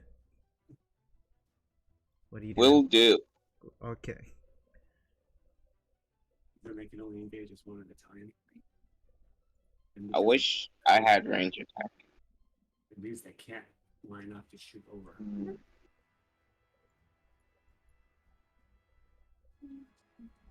Can I go past them or? Ooh! You can't end your turn there, though. You can go past them if you can end your turn past them. That's technically 20 feet. 15, 20, 25. Yeah, each box is 10 feet, so. Yeah, I can't. I can dash actually. There you So. go. Dash, dash, dash. So I'm at 25, 35, 45, 50. That's That's 60. 55. This is 60. Alright. And I'm gonna help people go be like the person behind the door, Okay. making sure everyone's out. Got it.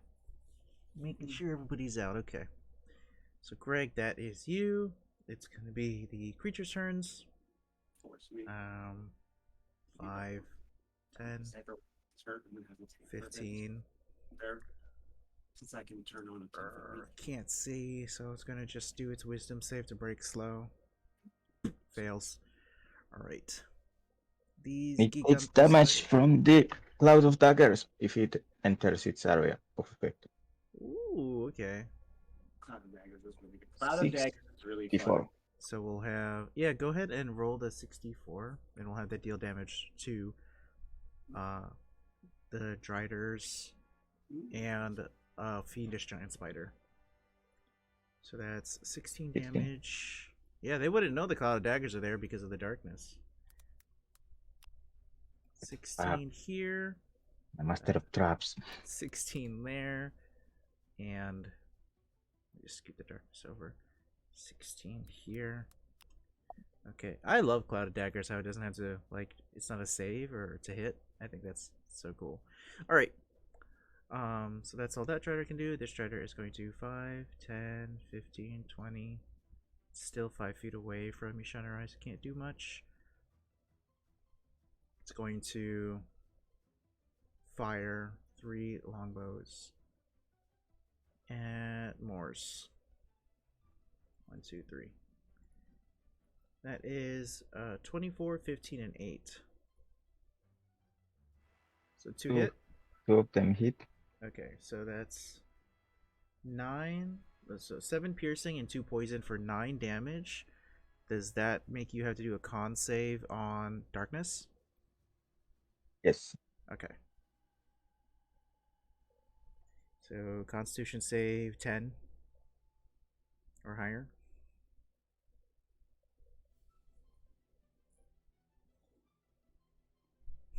Nice. Love it. Okay.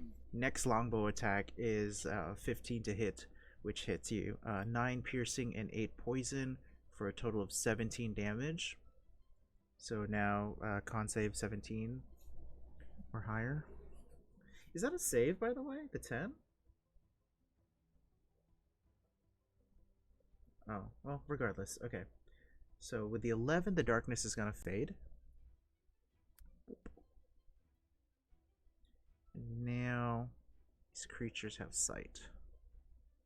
40, 45, 45, 50. Okay. Gonna try and reroll on Spiderweb. 1 does hit. So 1 spider is going to shoot at Moore's at disadvantage here. Because you're too far away. Disadvantage is a 19 to hit. It hits. So you are webbed. And that would be a strength check, an action strength check on your turn, or you deal damage to it. The web also... No, that's it. This web does not have damage on it. Okay, so let's get a web right there. Restrained. Okay. So that is 1 giant spider, and then finally, the strider that can now see is going to make a longbow attack at Ishanari. Single longbow attack because it's still slowed. That is going to miss. Goes wide. Alright, that is all the Driders. That is all the giant spiders. It is the Flame Skull's turn. The Flame Skulls are going to swoop into the room where Garen is. Look at the room. Garen can... Garen is completely hidden inside the bag of holding. And I don't think it makes sense for a bag of holding to roll stealth. So... And yeah, so the Flame Skulls are gonna look around like, oh, there's nothing animated in here, and they're gonna fly back out. All right, Garen, you're inside of a bag of holding, and I don't know what you keep in there. I'm just gonna use one of my healing elixir. So where's that at?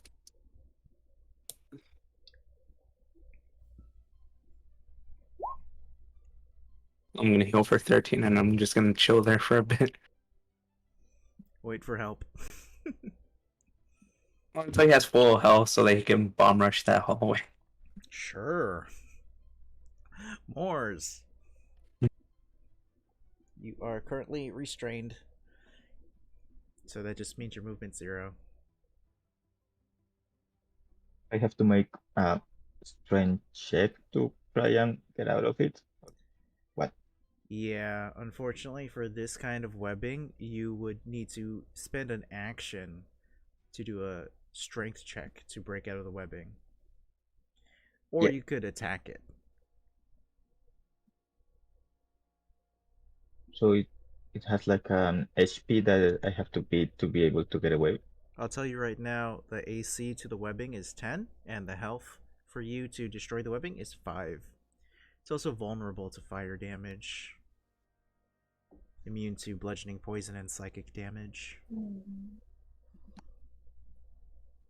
If you can, so could he like wait until after my turn, because I could come, try and try and attack the web and free you since you're doing so bad with health.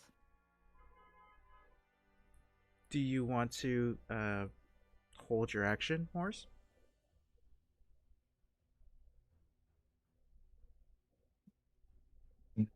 I mean, I pretty sure things just gonna keep shooting at us. So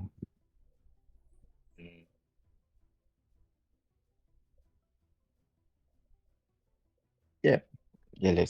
Let's put my action in there. Wait for someone else to break me free. Okay, so All right. we'll delay your turn, and then we'll have Chip go first, and then you'll get your turn back. All right. So moving to Chip. All right. I am going to run up and attack the web Mhm. with my long sword. 11 does it. Go ahead and roll your damage. All right. 9. It's gonna slice Moors out of the webbing. Moors, you are free. That is a movement. That is an action. You still have your bonus. Yes, and I am going to cast Healing Word on Moors.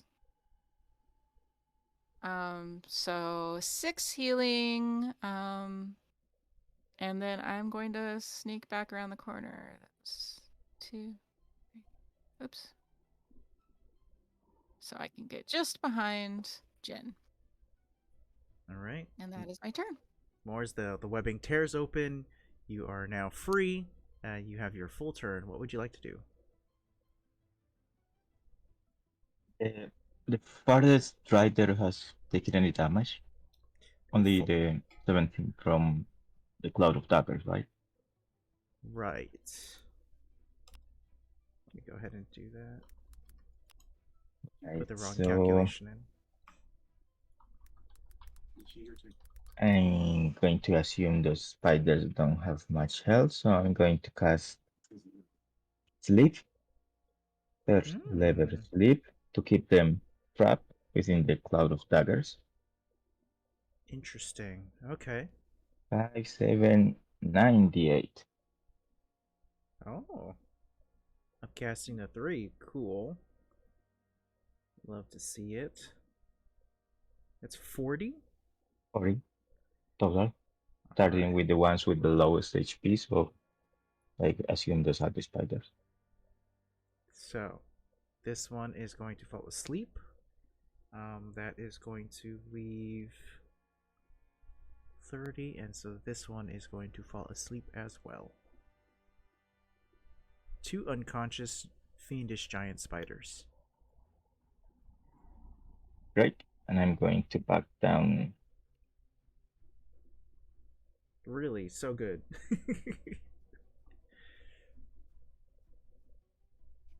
This is Towards the end, perfect. so I'm going to stand behind Chip. This is perfect for this kind of gameplay, this kind of like run and gun. Ishanara, it is your turn. Okay.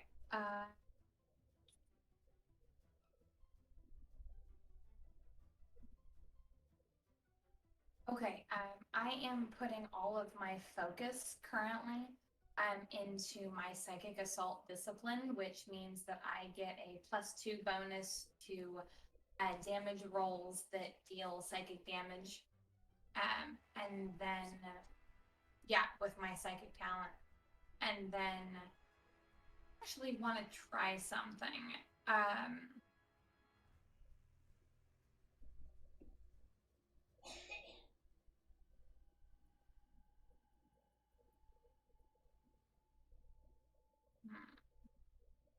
It's not the one I wanted. There you go. I need the nearest Dryden to me, or Drider to me, to do a dexterity saving throw. I'm going to use my energy beam on it. I roll a very, very good roll. I got an 8. Fantastic. He is going to take 2d8 because you're level 5. I am. Never mind. Working on it. Try that again. 4. Somehow didn't get any better. I want him to take 4 acid damage. 4 acid damage. So it's like psychic acid? No. It's not a +2 because a +2 is only for psychic damage, hun. Never mind, ignore what I just said. Yeah, so it's only 4 acid damage. Thank you, dear. What? I've been put in my place. Ugh, Oh, her, men. right? Hey, listen, acid damage dealt. What's happening? Yeah, so the acid damage, I specifically want to go after its spider legs. So the acid, I want to start like gnawing away at its spider legs. So it just kind of starts, Crippling it. yeah, like its legs just start like folding underneath itself. Literally back. Cool. Yes, we can see acid all up on this creature's legs, and it is chewing through the fleshy part of this creature. As you can see, there is armor, the majority top half of it. Right. But yeah, okay, that is happening. Fantastic. All right, that, and then I'm gonna move back to the rest of the party since I am a scared little puppy. Okay, so once you hit done, I think this is Jin's first act of combat, and it's been 3 rounds. That's okay. Now that we have everyone in the hall, this is going to work out really good.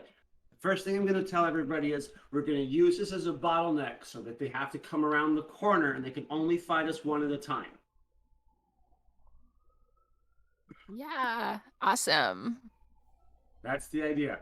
Okay, and then since there's Probably should be on that side then.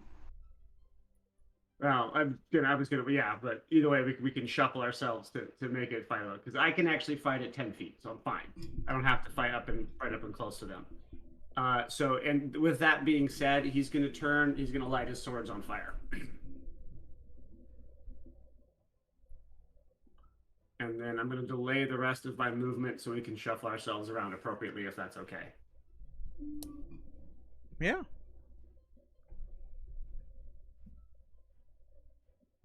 That's it. That's his turn.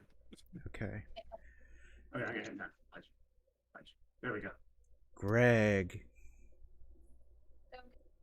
I need to be over here. That's some If tough it walking. will- I'm Go, not like, sure how it's going Up to against work. the wall.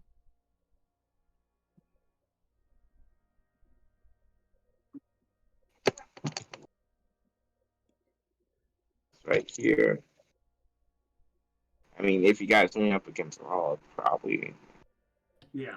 Well, you can walk through people's space. That's not an issue. The problem is, how are you going to end? If you end, you're probably going to end past Ishanrai. Hmm. That is the problem.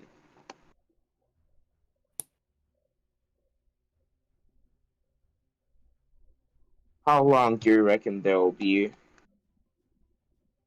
Depends on how mindless they are.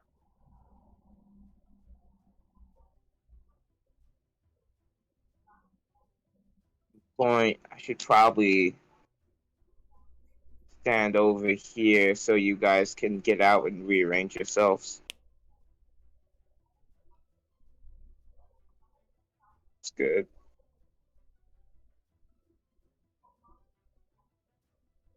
Guess I'll ready an action to ready a movement so I can go to this once everybody's like out or Yeah. in a way that I can move to the spot.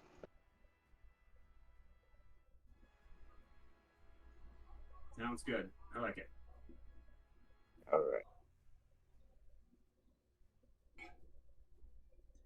Okay. Move up here. Try to bake slow. Man, I can't even break a 10.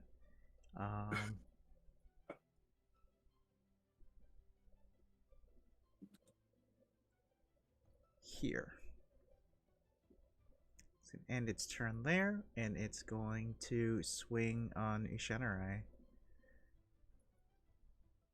Any reactions, anybody?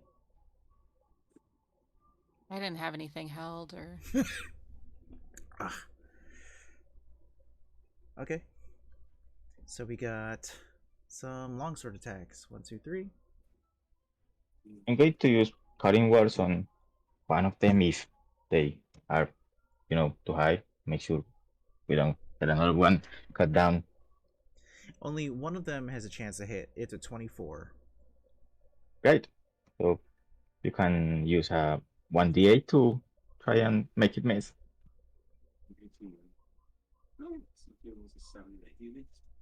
Yeah, it's not terrible. So, Ishanurai, roll that d8, and let's see how much is taken off this 24.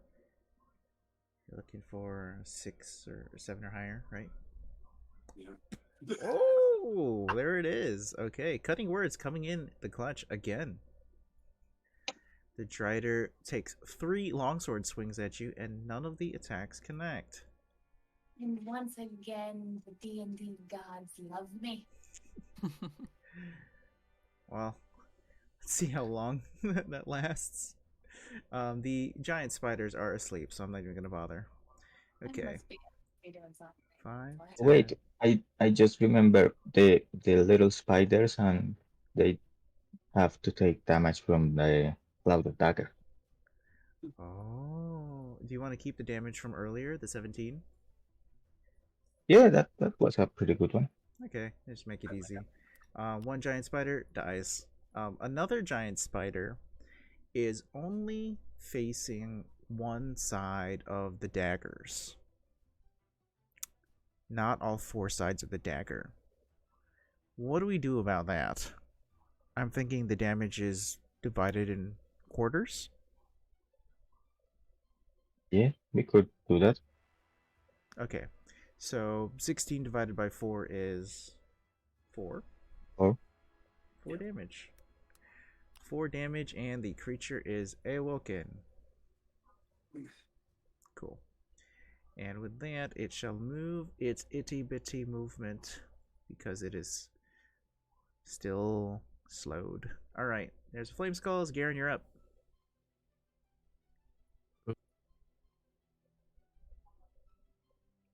I mean, what else can he do? He's just gonna um spend an action to make like another elixir, and he's just gonna chill there for like I guess another turn. Because he's got enough. He knows that he can. Do you want to take a hand out of the bag of holding and pull on the ground and move? If that's possible, sure. He's probably gonna rummage through the corpse that's like next to him, whatever poor soul like got stuck in there. Is that something you That's want to possible. do? Sure, if he doesn't hear like the sound of like burning flames nearby, then yeah, sure, why not? Sure. So yeah, you can reach towards the corpse from the bag of holding, like flap it open and then look out. There's a pouch on the corpse. Do you want to search through it? Yeah, sure. It's probably totally not gonna kill me, like everything in this room. The pouch contains 22 gold pieces and 4 stoppered vials. Upper one. Roll investigation. Hey, at least I'm gonna die a little bit richer.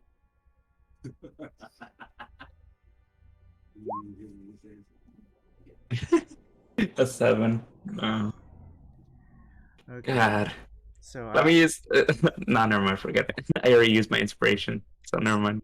So a 7 is going to get you. These are 4 stoppered vials, and they each contain a single ounce of blood. Oh, What kind of blood? You don't know. interesting. All right.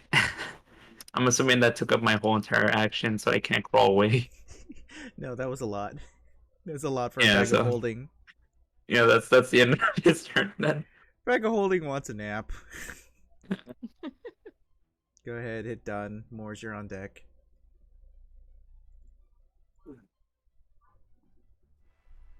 Moors, does your vision allow you to see the Drider? You do see it. Okay. Yeah, like his legs. But yeah, I can see it. Yeah. I'm going to try to shoot it with my crossbow. Okay. If I can hit it. Shoot it with your crossbow. It is walking around with acidity legs. Ooh, a 9 does not hit. Yeah, I get so. I'm going to get a little bit away right at the entrance of the corridor. And that's my turn. Good adder. Oop. Chip. All right.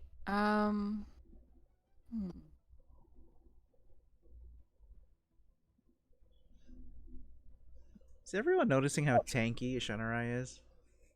Yeah. There's someone Yeah, with like big AC. it's weird, all this mind magic and it's like unhittable too. Yeah. Nimble. All right. Well, there have been a lot of cutting words though. Because one of my disciplines gives me a No. Okay. There's also the Moore's assist with the cutting words too. Okay. I'm going to try and that's 5 feet. Okay, so I am going to try and mock it again. What do you say? Nice legs. Not. I don't know why. Um, That seems like such a deep burn. Yeah, wisdom save. Listen, it rolled a 16, so that does the save, but I like the insult, so I want to take the damage. I mean, it's only 3. I feel But like that would also grant it disadvantage. I mean, I feel like that's a lot for. okay. So we'll take the damage, but we won't take the disadvantage. So we'll give Yeah, a I little feel bit. like that's fair. I Yeah. think trash talk deserves to be rewarded. Oh. And I'm just gonna scoot back. 2, 3, 4, 5, 6. Okay, cool. And that is my turn. Man, that's some Oh, wait. real middle school talking shit. I'm gonna give Bardic to Ishinurai. Do you still have Bardic for me, or did you use it? No, I still have it there. Okay, so then I am going to grant it to I'm gonna give it to Jen. Thank you. I feel so inspired by your words. Jen, you can do it.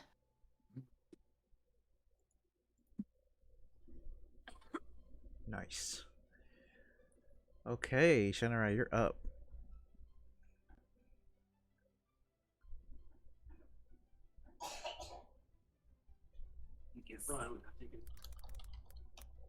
Particular trader.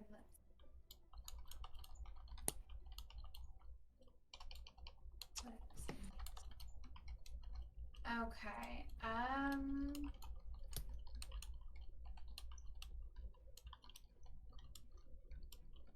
How close is he to me? He's melee. Oh, goody. Okay.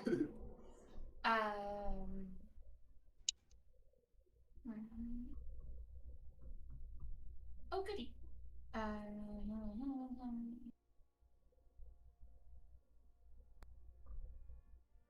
Okay, so I am going to use my bestial form, and I am going to manifest incredibly long claws so that I can attack the Drider that finds himself within beating distance. Attack roll is just a d20. D20, yeah. Okay, so I have to make an attack roll against him. Yeah, that did nothing. Well, there's no stats on top of that 5? Yeah, no. Well, no, it's an attack roll, so it's going to use your spell attack. Help. So it's your proficiency, so it's 3, so it's 8. Plus it's your intelligence, right? Which is stupidly high. But your intelligence Plus 2. plus 2, right? So it's plus 5, so it's 10. Yeah, so it's 10. Okay. Well, yeah, so 10's not going to hit. Yeah. Well, this is sad. Okay, well, that ain't gonna happen. You have Bardic. Ah! That's right. You have For the love of Bardic. God. Inspiration. Bardic inspiration. It's different. I just roll an extra D8. It's me. It's D8, right, for your Bardic now? Yeah. Okay. It's 12. 12 does not hit. Unfortunately. What's the name of this move that you're using? With the hands? So it's called Bestial Claws. Bestial? Your form is the discipline. It's Okay. called Bestial Claws. It's Bestial underneath Claws. my Bestial Form discipline. Ignore him. Proficient. Okay, and it's a spell casting. Right? Okay, intelligence, proficiency. Okay, Yeah, the so- range, what's the range on it? 5 feet. 5 feet. Okay, and what kind of damage does it deal? So it will do, where are you? Yeah, it'll do, at slashing damage. 1d10. Slashing. 1d10 slashing. And it does 1d10 per side points that I spend, and I can spend up to 7. Okay. So it's 1d10 per side point that I drop to use it. 1d10 plus your intelligence modifier, or it has no modifier on the damage? It has no modifier in the damage. Okay, let me just blank that out. Okay, have I created bestial claws? I think that is it. Alright. I think- So I added bestial claws to your attacks and spellcasting on your character sheet. So you should be able to just click on it and then hit public roll, and it'll do all the math for you. Yay! Cool. I'm gonna keep doing that. Like every time you guys introduce new moves to me, I'm gonna make adjustments to your character sheets so that hopefully in the future we won't have to do any math. That's okay. Jin! I'm used to having to do math because the first time I ran this character, it was all playtest material. So I'm used to having to sit for a second and quickly do all the math. Okay. So thankfully Jin has a 10-foot reach right now. So he's gonna Yeah. stab this over top of Ishi because I know he's taller than Ishi. Yeah. Yeah. Does not having a dagger hinder you in any way? No, because I still have my short sword. All right. There you go. All right, we're gonna go attack number 1. Woo! Yes. Well, that was good. 4 slashing damage. Okay. Then we're gonna go attack number 2. Hell yeah! Wow. Okay. And then attack number 3. This third attack is with your unarmed strike. Bonus action Oh. for this short sword. And then since I hit, did I hit with all 3 of them? No, I Well, missed with the the short. 7 doesn't hit. Yeah. Yeah, so I hit with the other 2. Okay. So then, so in total we have 4, 9. That's 13. We have 20 fire damage to him. Oh, right, because everything is converted to fire. Right. Yes. Okay, that is going to set the acid on fire on this Strider's legs, and it burns up, catches flames, and dies right there on the spot. Good. All that's left is like a steaming corpse and a Aurora Watch drow there who is happy to die. This was agonizing. Can only imagine. All right, and then that is the end of his turn. Okay, Greg. Yeah, so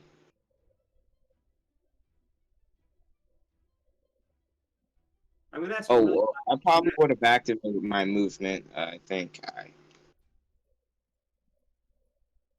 forgot.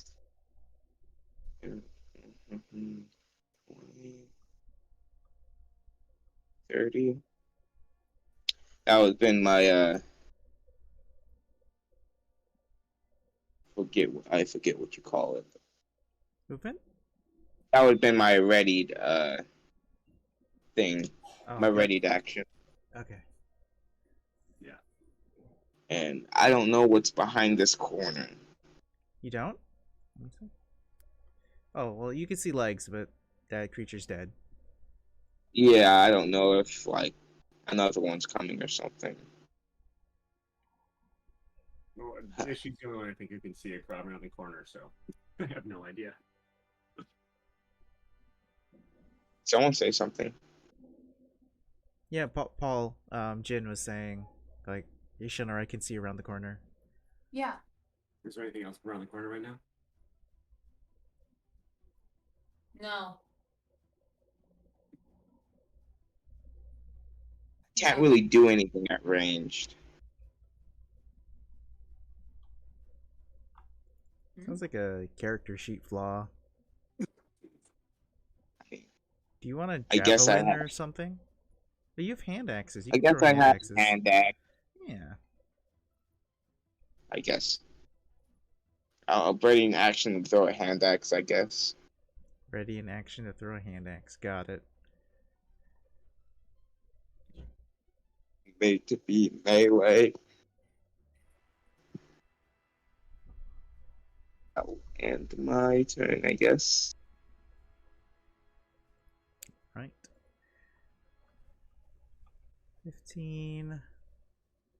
Save. Oh, thank God. Okay. Finally, with a nat 20 saved on that stupid slow. Okay. So, Drider can see. Wait, what the what? Okay. Drider can see Ishanurai, but Ishanurai is tucked very well behind the corner here. And because of that, gets a +2 AC bonus. Moving your AC up to 20, as if it wasn't bad enough already. But let's try 3 longbow strikes. 1, 2, 3. No chance. Missed on everything. No chance. Okay. This slow? It's fucking me up.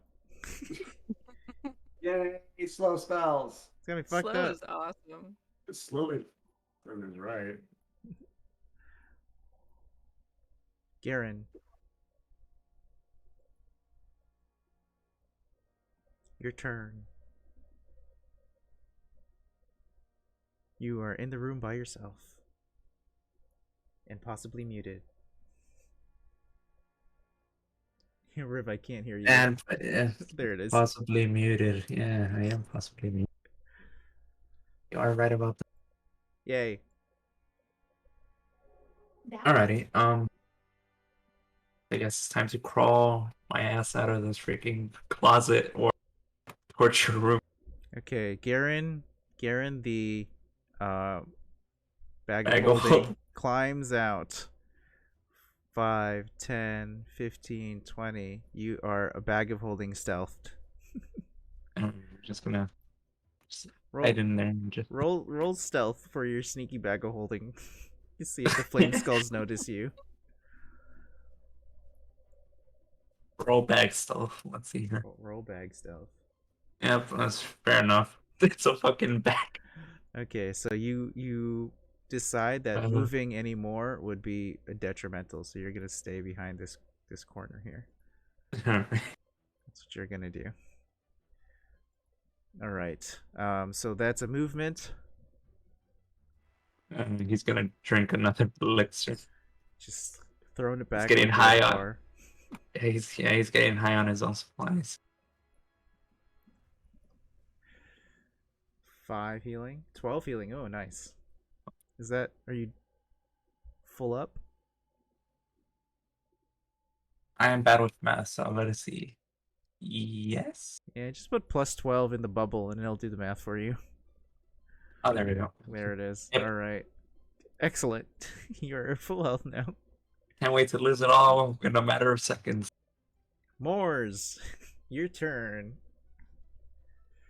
Guys, we're not taking a break. We're just going straight through this thing. Let's get these guys. These guys won't cut us some slack. Yeah, but I have nothing, so I'm just gonna stand right behind Greg and load a bolt and prepare my crossbow in case one of them just decides to come here. And that's it. Just get ready to shoot anyone if they get close. All right. So you and Greg have readied actions to shoot whatever comes around the corner. Chip, what are you up to? Yeah, I'm gonna do the same. I'm just gonna ready an action to cast Vicious Mockery at whatever comes around that corner. See, the bottleneck strategy is all coming together. Everybody's holding it up. All right, Ishanurai, the tank apparently.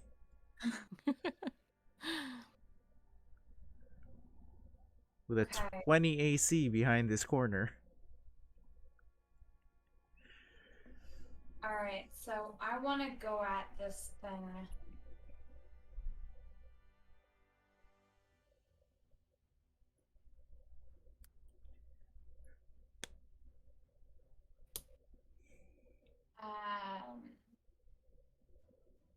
Okay, let's do Ego Whip on this thing again. So he needs to make an intelligence saving throw. Intelligence saving throw of a.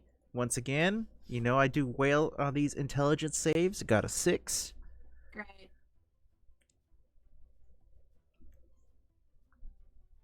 He takes 11 psychic damage, and he's filled with self-doubt again.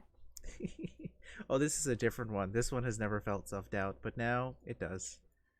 It's gonna help when it comes around the corner and I mock it. Okay. Bully them to death. That's Alright. great strategy. Okay, we're doing this move. What is this? This is called Ego Whip Whip, yep. with a saving throw, intelligence versus DC. Okay. 13. Okay. 13. And the damage is 3d 3d8 psychic damage. psychic. Okay. And if he fails Psychic. his saving throw, he is filled with self-doubt, and he is unable to use his action on his next turn. He can only dodge, disengage, or hide. Dodge, disengage, or hide. Okay. And of course, if he's successful, he takes half damage. Oh, half damage. Let's see. Ego Whip, do you work?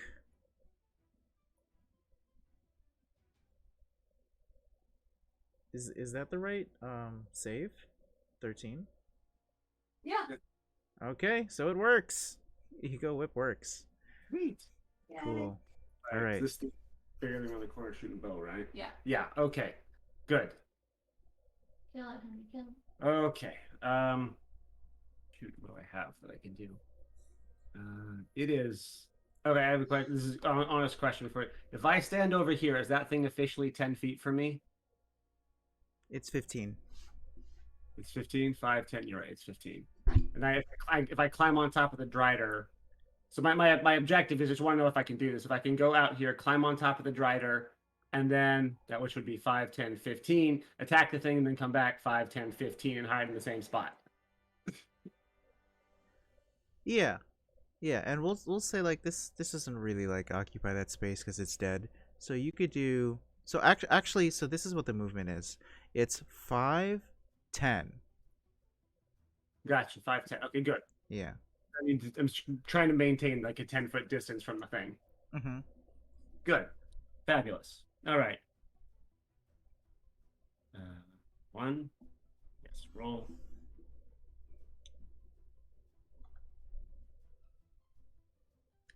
15 does not connect.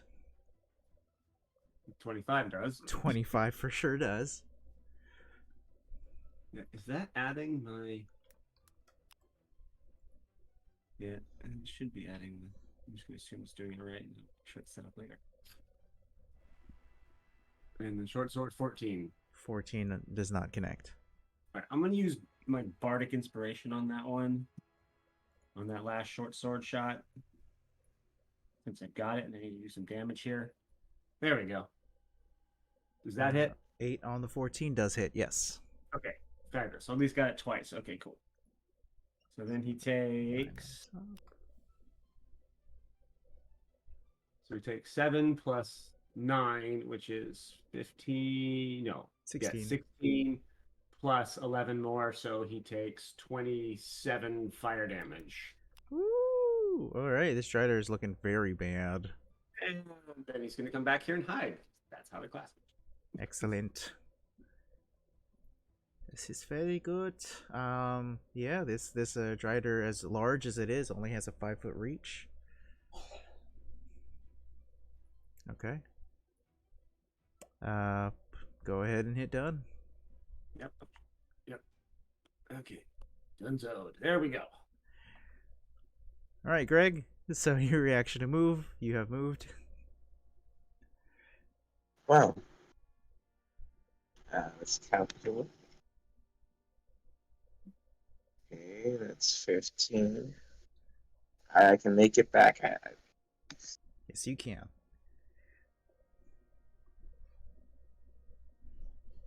I'm gonna throw my hand axe. Do it. I can actually throw 2 of my hand axes. Yeah. Throw them and then come back. Yeah. 26 1. hits. That's 2. 16 does not hit. 9 points of slashing. Yep. It's pretty good. It's as if you punched it. And then you tuck back behind the wall there. Excellent. That ends Whoa. my... Chuck an axe at it. It digs deep into the thing's armor. Let's see. We are going to wisdom save. Nice. 5, 10, 15. Giant spider once again fails to slow. Unfortunate. Drider.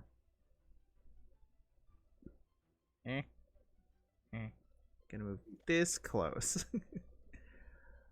Good.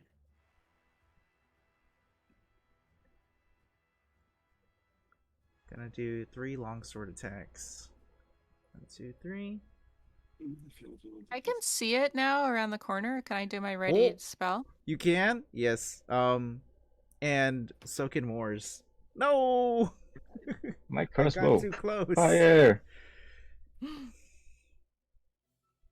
21 hits, and I need to make a wisdom save here. Yeah.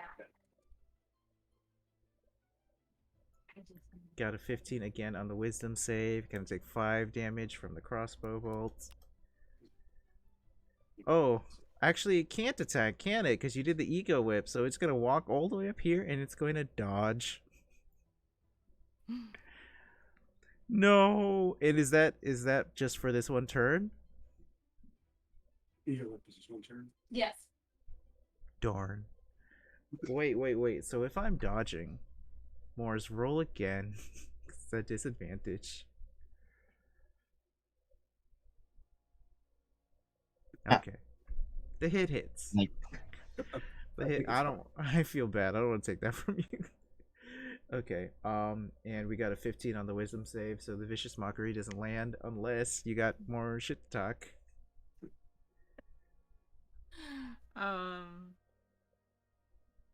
Yeah. No, I'm not gonna come up with something right now. So go ahead. I don't want to. I don't want to hold things up. It's tough. Being put on the spot. Yeah. Flame skulls are just passively circling around. They don't know where their prey has gone. Kieran, your turn. All right. Poor Garen, man. I feel like this is the second session. Karen's on a mission. Hilarious. They got this little bag crawling around with like this one arm. Karen against the world. Part 2. Garen, you're Alright. around this corner here. You can peek out of the bag and see that the 3 flame skulls are circling around that room. God, why can't they just fuck off? Holy shit. It's like, alright. And during this whole time, he's been like writing a will. He's like, don't touch my shit, even though I'm dead.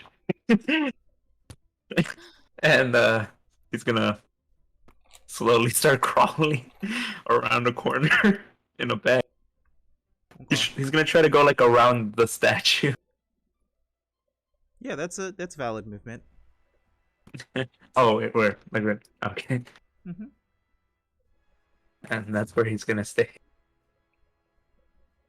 Okay, roll stealth. Alright, let's see here.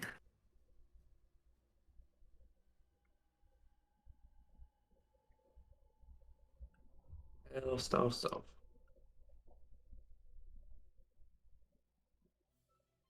Why am I rolling anything above? It's a 10, but jeez. Yeah, you're gonna stay behind that statue there. That's the best move for you right now. Yeah. Okay. Moors. Get your shot off. There's a Drider right around the corner there. It's dodging, as you've known from earlier. So that's a pain in the butt.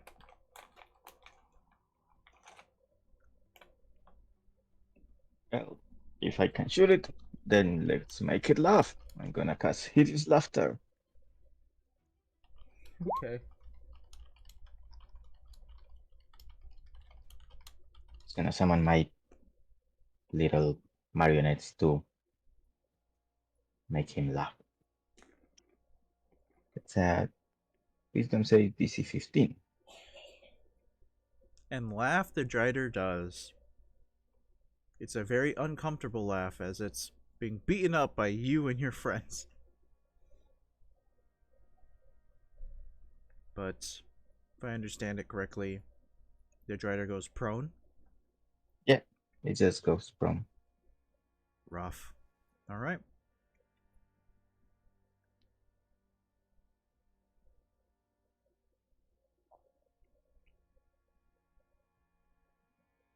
All right. Greg, you got this. You have bardic inspiration. Uh,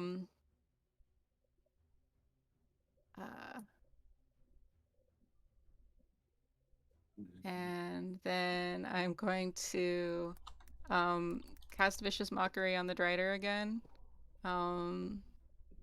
Where'd you get that haircut? Was that Supercuts or something? And Talking you know the shit drill. about supercuts? Supercuts is the shit. Okay, got a 5. Taking 7 damage here.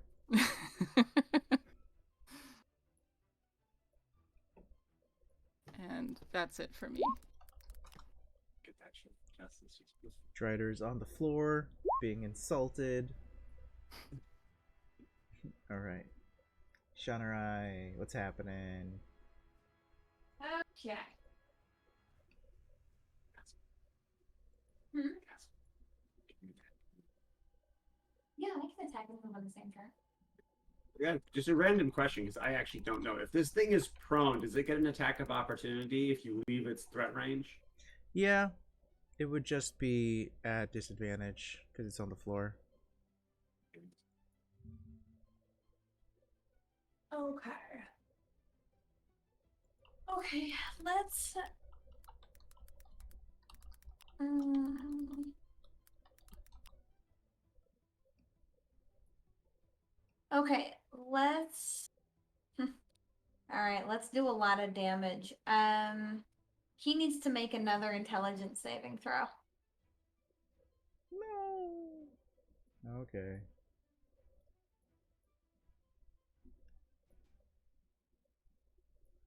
Come on, intelligence saving throw. 9. So, Being uh, bullied. so I actually typed it incorrectly on my character sheet in Roll20, but it's underneath my psychic assault. It's called psionic blast. I can use anywhere from 1 to 7 psi points, and it is an action. He makes an intelligence saving throw, and if he fails it, then he takes 1d8 psychic damage per psi point that I spend. So, because he failed, he will be taking my maximum, which is 5d8 worth of psychic damage.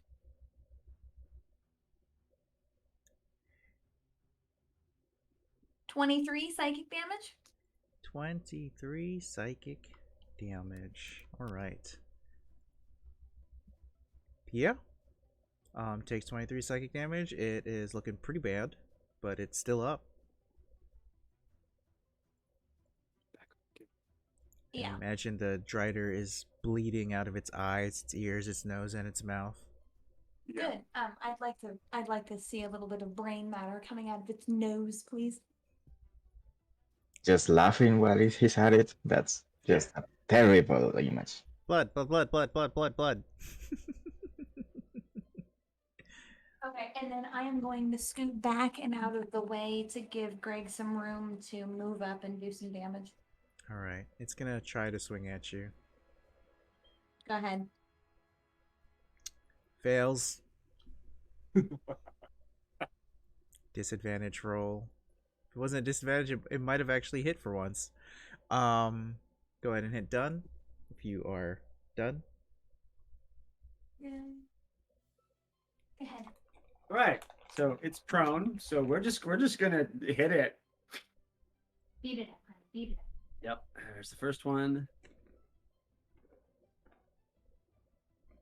20 hits. I need to make this with advantage. Sorry. So here's the second one. It's on the 21. Hits on the 21. And then third one will hit advantage. Does not connect. Okay, that's all right. So we're gonna do now. Come back here.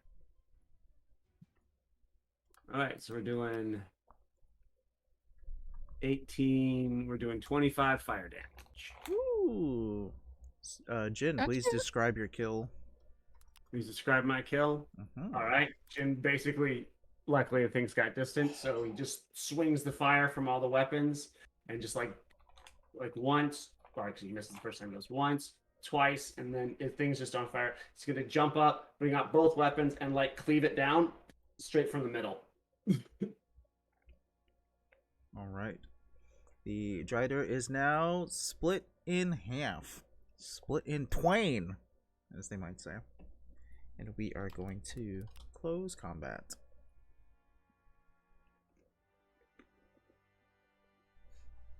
Oh, time to pick up my hand axes. We assume. Okay, everybody. That's it. That's the end of the combat there.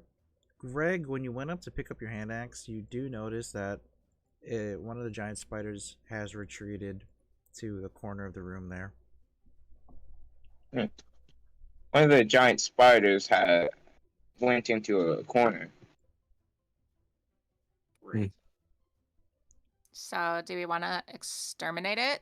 Yes, yes, we do. I don't think such abomination uh, should live. Is there any way the Driders, like, one That's of them not had bows and stuff, right? Bow, longbow, and a longsword. Cool. All right. Well, once we're gonna go take care of this spider first, and then I want to go pick up all those things.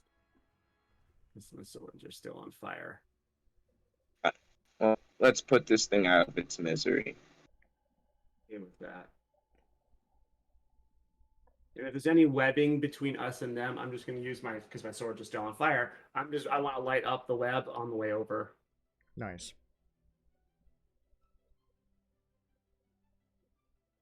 Alright, so you're lighting up all the weapon. It's easy to go through. The giant spider's over here.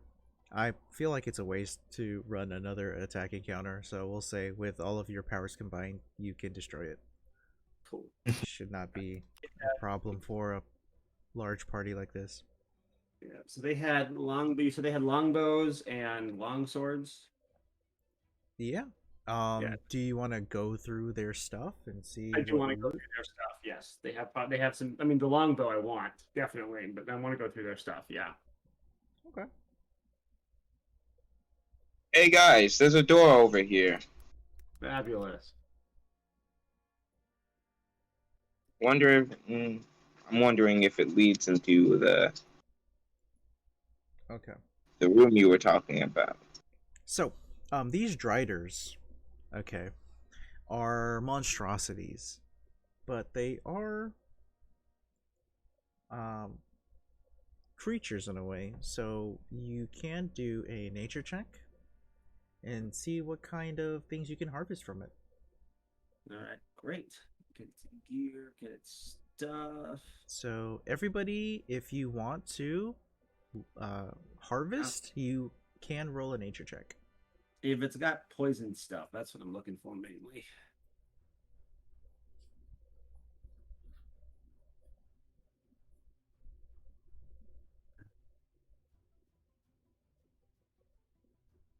You said harvest? Yeah. So Greg, if you want to roll nature, and Ishanrai, if you want to roll nature, I can tell what everybody gets on their dice rolls. Obviously, the higher the number, the better the loot. I'll refrain. Okay. Okay. So, Ishanrai doesn't happen. You can't find anything useful. It is rather difficult. For Jin and Chip, both of you find a secreted, clear, oily substance that allows for the avoidance of the adhesive effect of webs. So you can collect 3 vials of Drider oil. It's like that. You can apply it to your person and make it so that you ignore movement restrictions caused by webbing. Lasts an hour. So just Action to apply. yeah. Okay. So that's 3 vials of Drider oil. And if you want to sell it, the 3 vials go for 4 gold pieces each. I think I will distribute 2 of them to Greg and Ishanrai. Okay. Was it 3 total or 3 each? Each. Okay, cool. Yes. Amores, with your 16, you can sift through the Drider's venom produced by a gland at the back of its mouth. The venom is a black, sticky substance that smells of rot. You wouldn't be proficient in a poisoneer kit, would you? Jin is. I can give it to Jin. Hey, Jin, I found the venom glands of this thing. You want some? Yeah, thank you. I'll trade you the oil, the Drider oil for it. Great. Here you go, buddy. Morris, Do what you want with it. Mars, you can collect the Drider Venom gland, and you can give it to Jin here. Jin, with the Drider Venom gland, you can extract the poison and refine it to a single dose of Drider poison. All right, how long does that take to refine? 3 hours and 100 gold pieces worth of material. Gotcha. So definitely going to do that for later. Yeah. And then once you apply this poison, the poison retains potency for a single minute. A creature successfully hit with Drider poison makes a con save and takes 2d8 poison damage. Ooh, nice. So, Very nice. All right, how many arrows did they have? let me just put that here. Oh, we don't track ammunition. Oh, Infinity arrows. okay. Just realizing one longbow. All right, fabulous. Awesome. Great. Cool. Okay, so I will be extracting when I get the next time I have enough downtime. I will be extracting that venom. Cool. Sounds great. Yeah.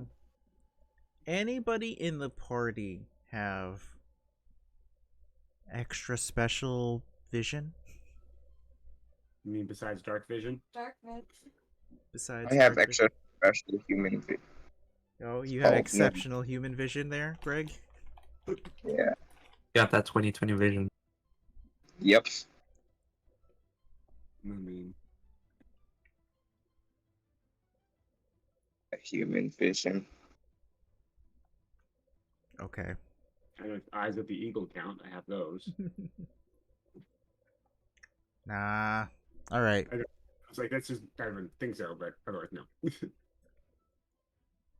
Well, this room is freaky deaky because even though you've defeated a lot of creatures, all the creatures, the haunting song continues. Fine. We have Can the I door there. cast silence? Sure. Actually, in Jin's, I believe, and I'm taking a guess here. So what I was watching while you were busy clearing the rubble was several quite literally dancing flames, and there was sort of music and this almost looked like a kaleidoscope of things over in the corner. I'm wondering if this room isn't close enough that those two are connected. One more piece of treasure. This is One more.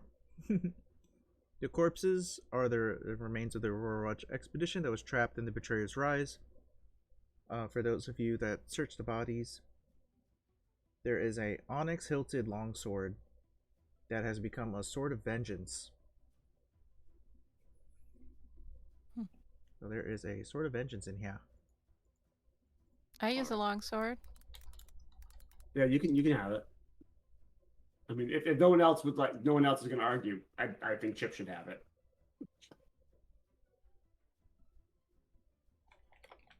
curse. Or maybe not. You know, like I was just trying to be nice. What is the sword of vengeance? You pick up the sword of vengeance, Chip, and you can hear that there is a creature within the weapon that still claims ownership over the blade. Hey, I mean, I don't know how you're gonna use this sword, so like, can I just use it? Can I have it? You can have it. No, I was talking to the creature inside the sword. Sorry. Jin thinks that you're talking to Jin. Jin Yeah. does not know that there's a voice. Yeah. coming out of Oh, it. yeah. Sorry. There's like something in the sword. It's like talking, or no? Can I tell? Like, can I tell because it made noise? Like, how did I know? You know because it spoke to your brain. What did it say? It said, "Oh, sorry. I was going to do something really annoying. I'm going to shut up." Yeah. It says that you are going to be using this sword, that's completely fine. It's okay. It doesn't even bother it even a little bit. And you are totally the one who owns the sword now, for real, for real. No takesy backsies. So I can't give it to anyone else, is what? So, like, are you saying, like, I can't get rid of the sword? Like, what does that mean? If you try to give the sword away, you are unwilling to part with the sword. Okay. I mean, sure. If it's like, if you're gonna, like, help me out, then, like, sure. You also find So, like, that you don't really like your other weapons so much anymore. well, I mean, it was just a basic longsword, so whatever. So, like, what do you do, sword? Do you do anything special? Yeah, so basically, if you are ever attacked in combat, the sword is going to choose to attack whatever hits you back. Awesome. I just love it when people are team players. It's like the best curse ever. Yeah, it's a good It's curse. a really nice curse, yeah. I don't know how to. I'm gonna have to make some sort of custom thing. What damage does it do when it hits? Just like regular longsword damage? Plus, yeah, regular longsword damage +1 because it's magical, so it's got a +1 hit, +1 damage, and yeah. So whenever you are using the sword and something hits you, you need to make a Wisdom saving throw, and if you fail, you must attack whatever hit you. Okay, what if I pass? Then you can choose what you want to do. You can choose not to. Oh, but what if if I can make it happen if I want it to? You can choose to fail the save. Okay, cool. And what's the save on that? 15. Okay. So you make a Wisdom saving throw of 15, and then you hit whatever hits you, and you continue hitting whatever hits you until it drops to 0 hit points. Oh. Yeah, so you no longer get to choose what to fight if something hits you. Right, but if something doesn't hit me, I can choose, right? Right, and if you beat the save, you can choose. Okay. All right, cool. That's awesome. I've heard of worse curses for sure. Yeah. Right, so Jin and Greg are having a conversation about this door. Does this door lead to where you were? I don't know. I'm not a dwarf. My understanding of tunnels is not grand. I'm gonna take that. No, I have no idea. But there was music where I was before, so it's a good chance. Jin's gonna just touch the door and see what happens. Door opens. Okay. I'll also say, Garen, where would you like to go? I mean, I can't go back the way I came from because it's a solid wall. You cannot. So I'm gonna have to go through this fucking hallway of knives. The hallway of knives. Oh, yeah, it is the room. It is the room I was in.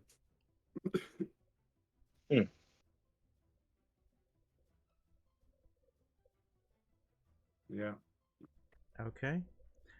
So I believe the fires want us to dance with them. That's the best I could understand from this. I'm down to dance.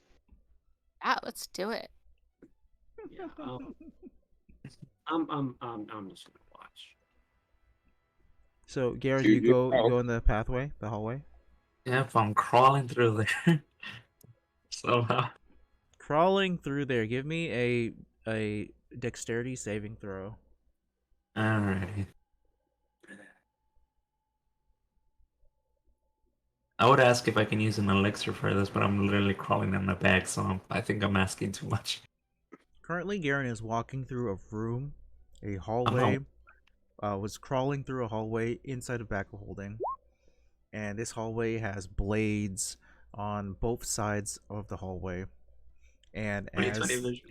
amazing, and the floor that you're crawling on tilts to the side as you walk through, Oh, and the bag starts sliding right into these blades. oh. However, you make the save, and take, well, the bag, right, takes 8 points of slashing damage. Was it pierced? Slashing. Does it No, tear? I guess it's not No? pierced.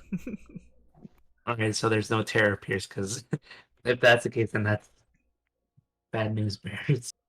The blade goes into whatever hole you're using to crawl through, and you are stabbed in the hand by one of these blades.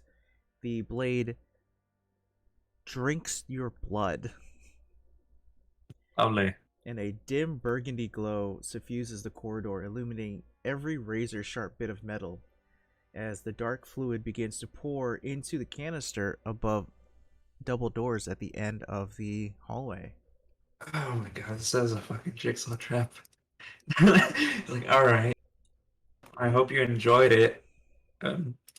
Blood type universal here, so go ahead.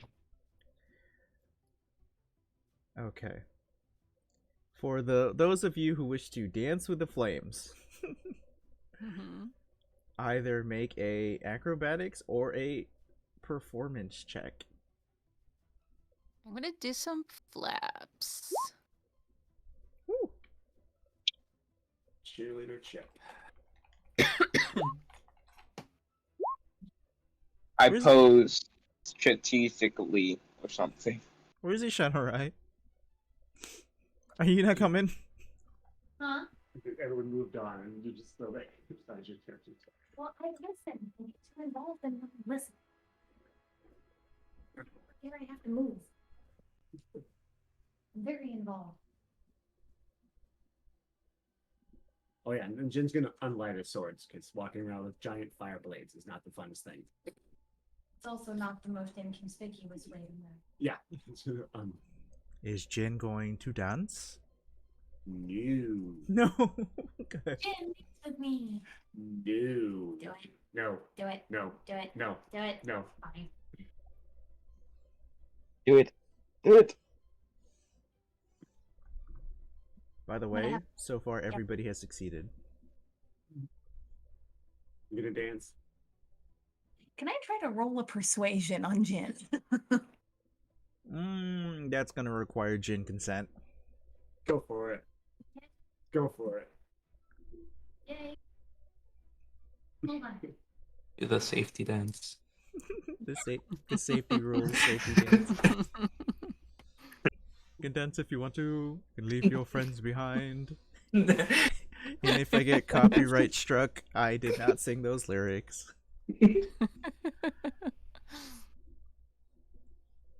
Who gives a shit? Nobody's watching the stream anyway. It's just like Riv, I think. And me. Yeah, because I see nothing but like pitch black, except this tunnel or like knives. Oh, good idea. That's a great idea to watch a stream to see. Oh, maybe I should turn off all of the notes that I have. I mean, I wasn't really paying attention. I only like, what do you call, tune into your stream if I hear like they're dying or something. Funny. All right, Jin will be persuaded. Slightly, he'll do the little disco thing. Yay. Oh, so you decided to dance with us. Well, Nice. I persuaded him to dance. Do Same. the thriller choreography. That would suit you. Acrobatics or performance, up to you. So Jin will use acrobatics because he's actually proficient in that. Hey. Quite good at it. Whoa. Natural 20. Okay. Yeah, that's amazing. Let's get the. Okay. Oh no. Shadowri's the only one who failed. That's okay. It's a success. You got Jin to dance. All right. So, for those of us with successful checks, the dancing flames flicker brightly with joy. And they are going to fly to the stained glass mosaic and touch symbol in a sequence. You're going to see 4 of them fly up there. Okay. However, Interesting. yeah. So up there. The 10-foot wide section of wall at the north end of the basilica resembles a tall stained glass window. Its imagery is changing constantly, like the patterns in a kaleidoscope, but the 9 symbols remain static.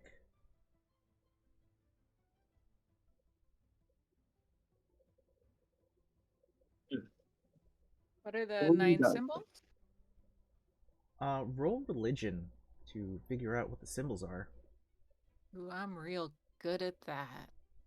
Yeah, that's my best. You Oh. are really good at that. You recognize that these are the symbols of evil gods. The symbols and the gods are represented as following, I can tell you. But those dancing lights, those dancing flames that press on the symbols here, there's a door that opens at the base of the wall leading to a hallway beyond the mosaic here. So let me just go ahead and shift that over. Okay. Guys, do you think, like, which way should we go to find Garen? Left, I think.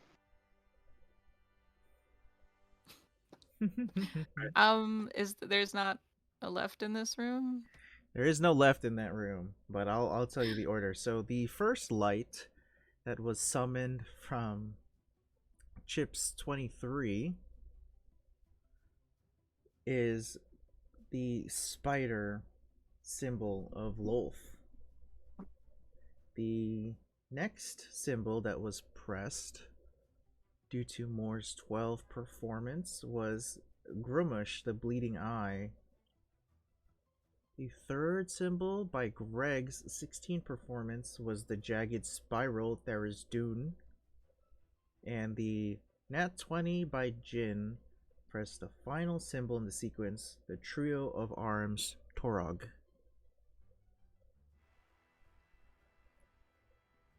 And that opened the door.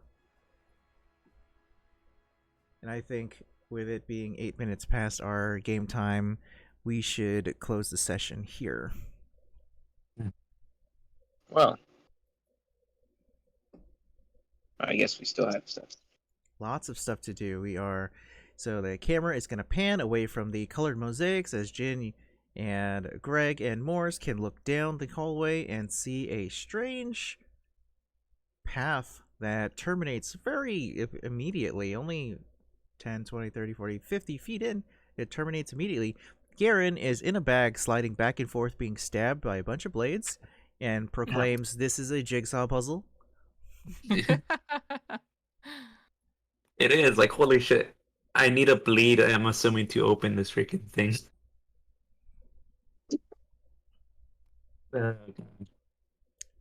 I'm probably gonna die before I reach the end of this thing. Okay.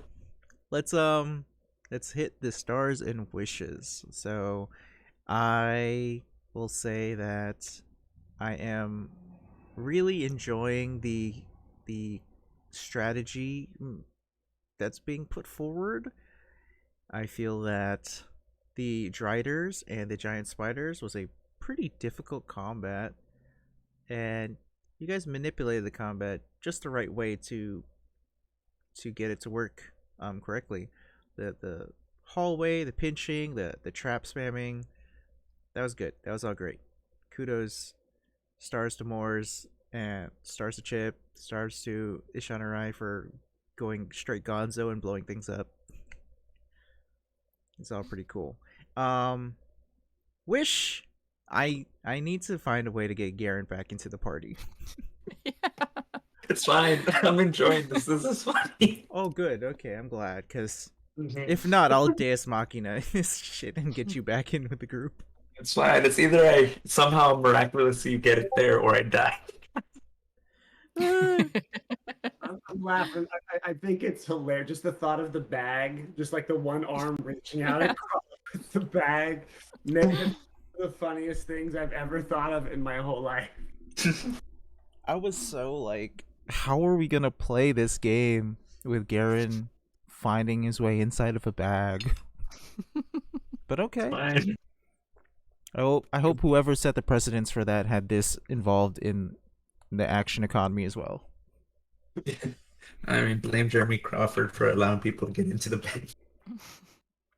Fucking Jeremy Crawford. You know, on my Twitter, he quoted me. Oh, I think Oh, you've yeah? told me. I pinned that shit. Very proud of it. What did he quote you for? Yeah, Sage advice or what? I was in Storm King's Thunder campaign. I was running Storm King's Thunder, and there's this legendary hero who is very beloved named Harshnag. And one of my players was talking about did not know how to say Harshnag. They kept saying hashtag. And so I made her like a really quick quip about that. It's like, I don't know who hashtag is. I know who Harshnag is. And Jeremy Crawford like quoted it. And I was like, oh, that's sick.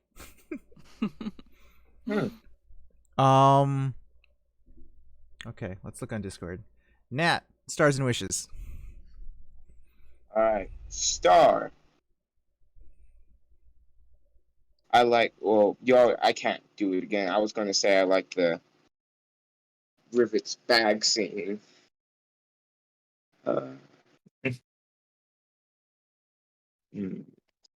Star. I like how you just described him getting sucked in the wall as him not resisting or anything. That visual is just like wishes. Nothing in nothing. I have no wishes. Pray for Karen's arrival in One Piece. If you had no wishes. Oh yeah, Nah, I'm just playing. I wish for Garen to not die.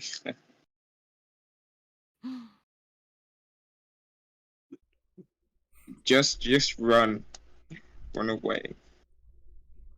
All right. Oh, you don't understand his circumstance.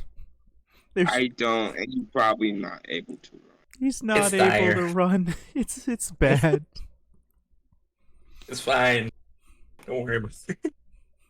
Okay. Nat, pick somebody. K-Star. All right. Star to Moors for like some real game-changing actions there, like the cutting words and the darkness and stuff. Awesome. And Star for the dynamic lighting. I really like it. It's fun to not actually be able to see around corners and stuff. And wish, yeah, I hope that that Karen survives and gets back to the party, and that he doesn't get trapped away from us anymore. But you know, you gotta touch That's great. things. Yeah. Star for touching the thing. Mm-hmm. Always touch the thing. Yeah. Well, last session we were saying that we were gonna touch that thing, but I guess we forgot about that. That's why I brought it up, because if I remember correctly, we're gonna touch the thing, and also place something in the lily pad, but we were like all injured and we had to like take a long rest. I don't know how Garen is going to get out of there. That thing better be made for single combat.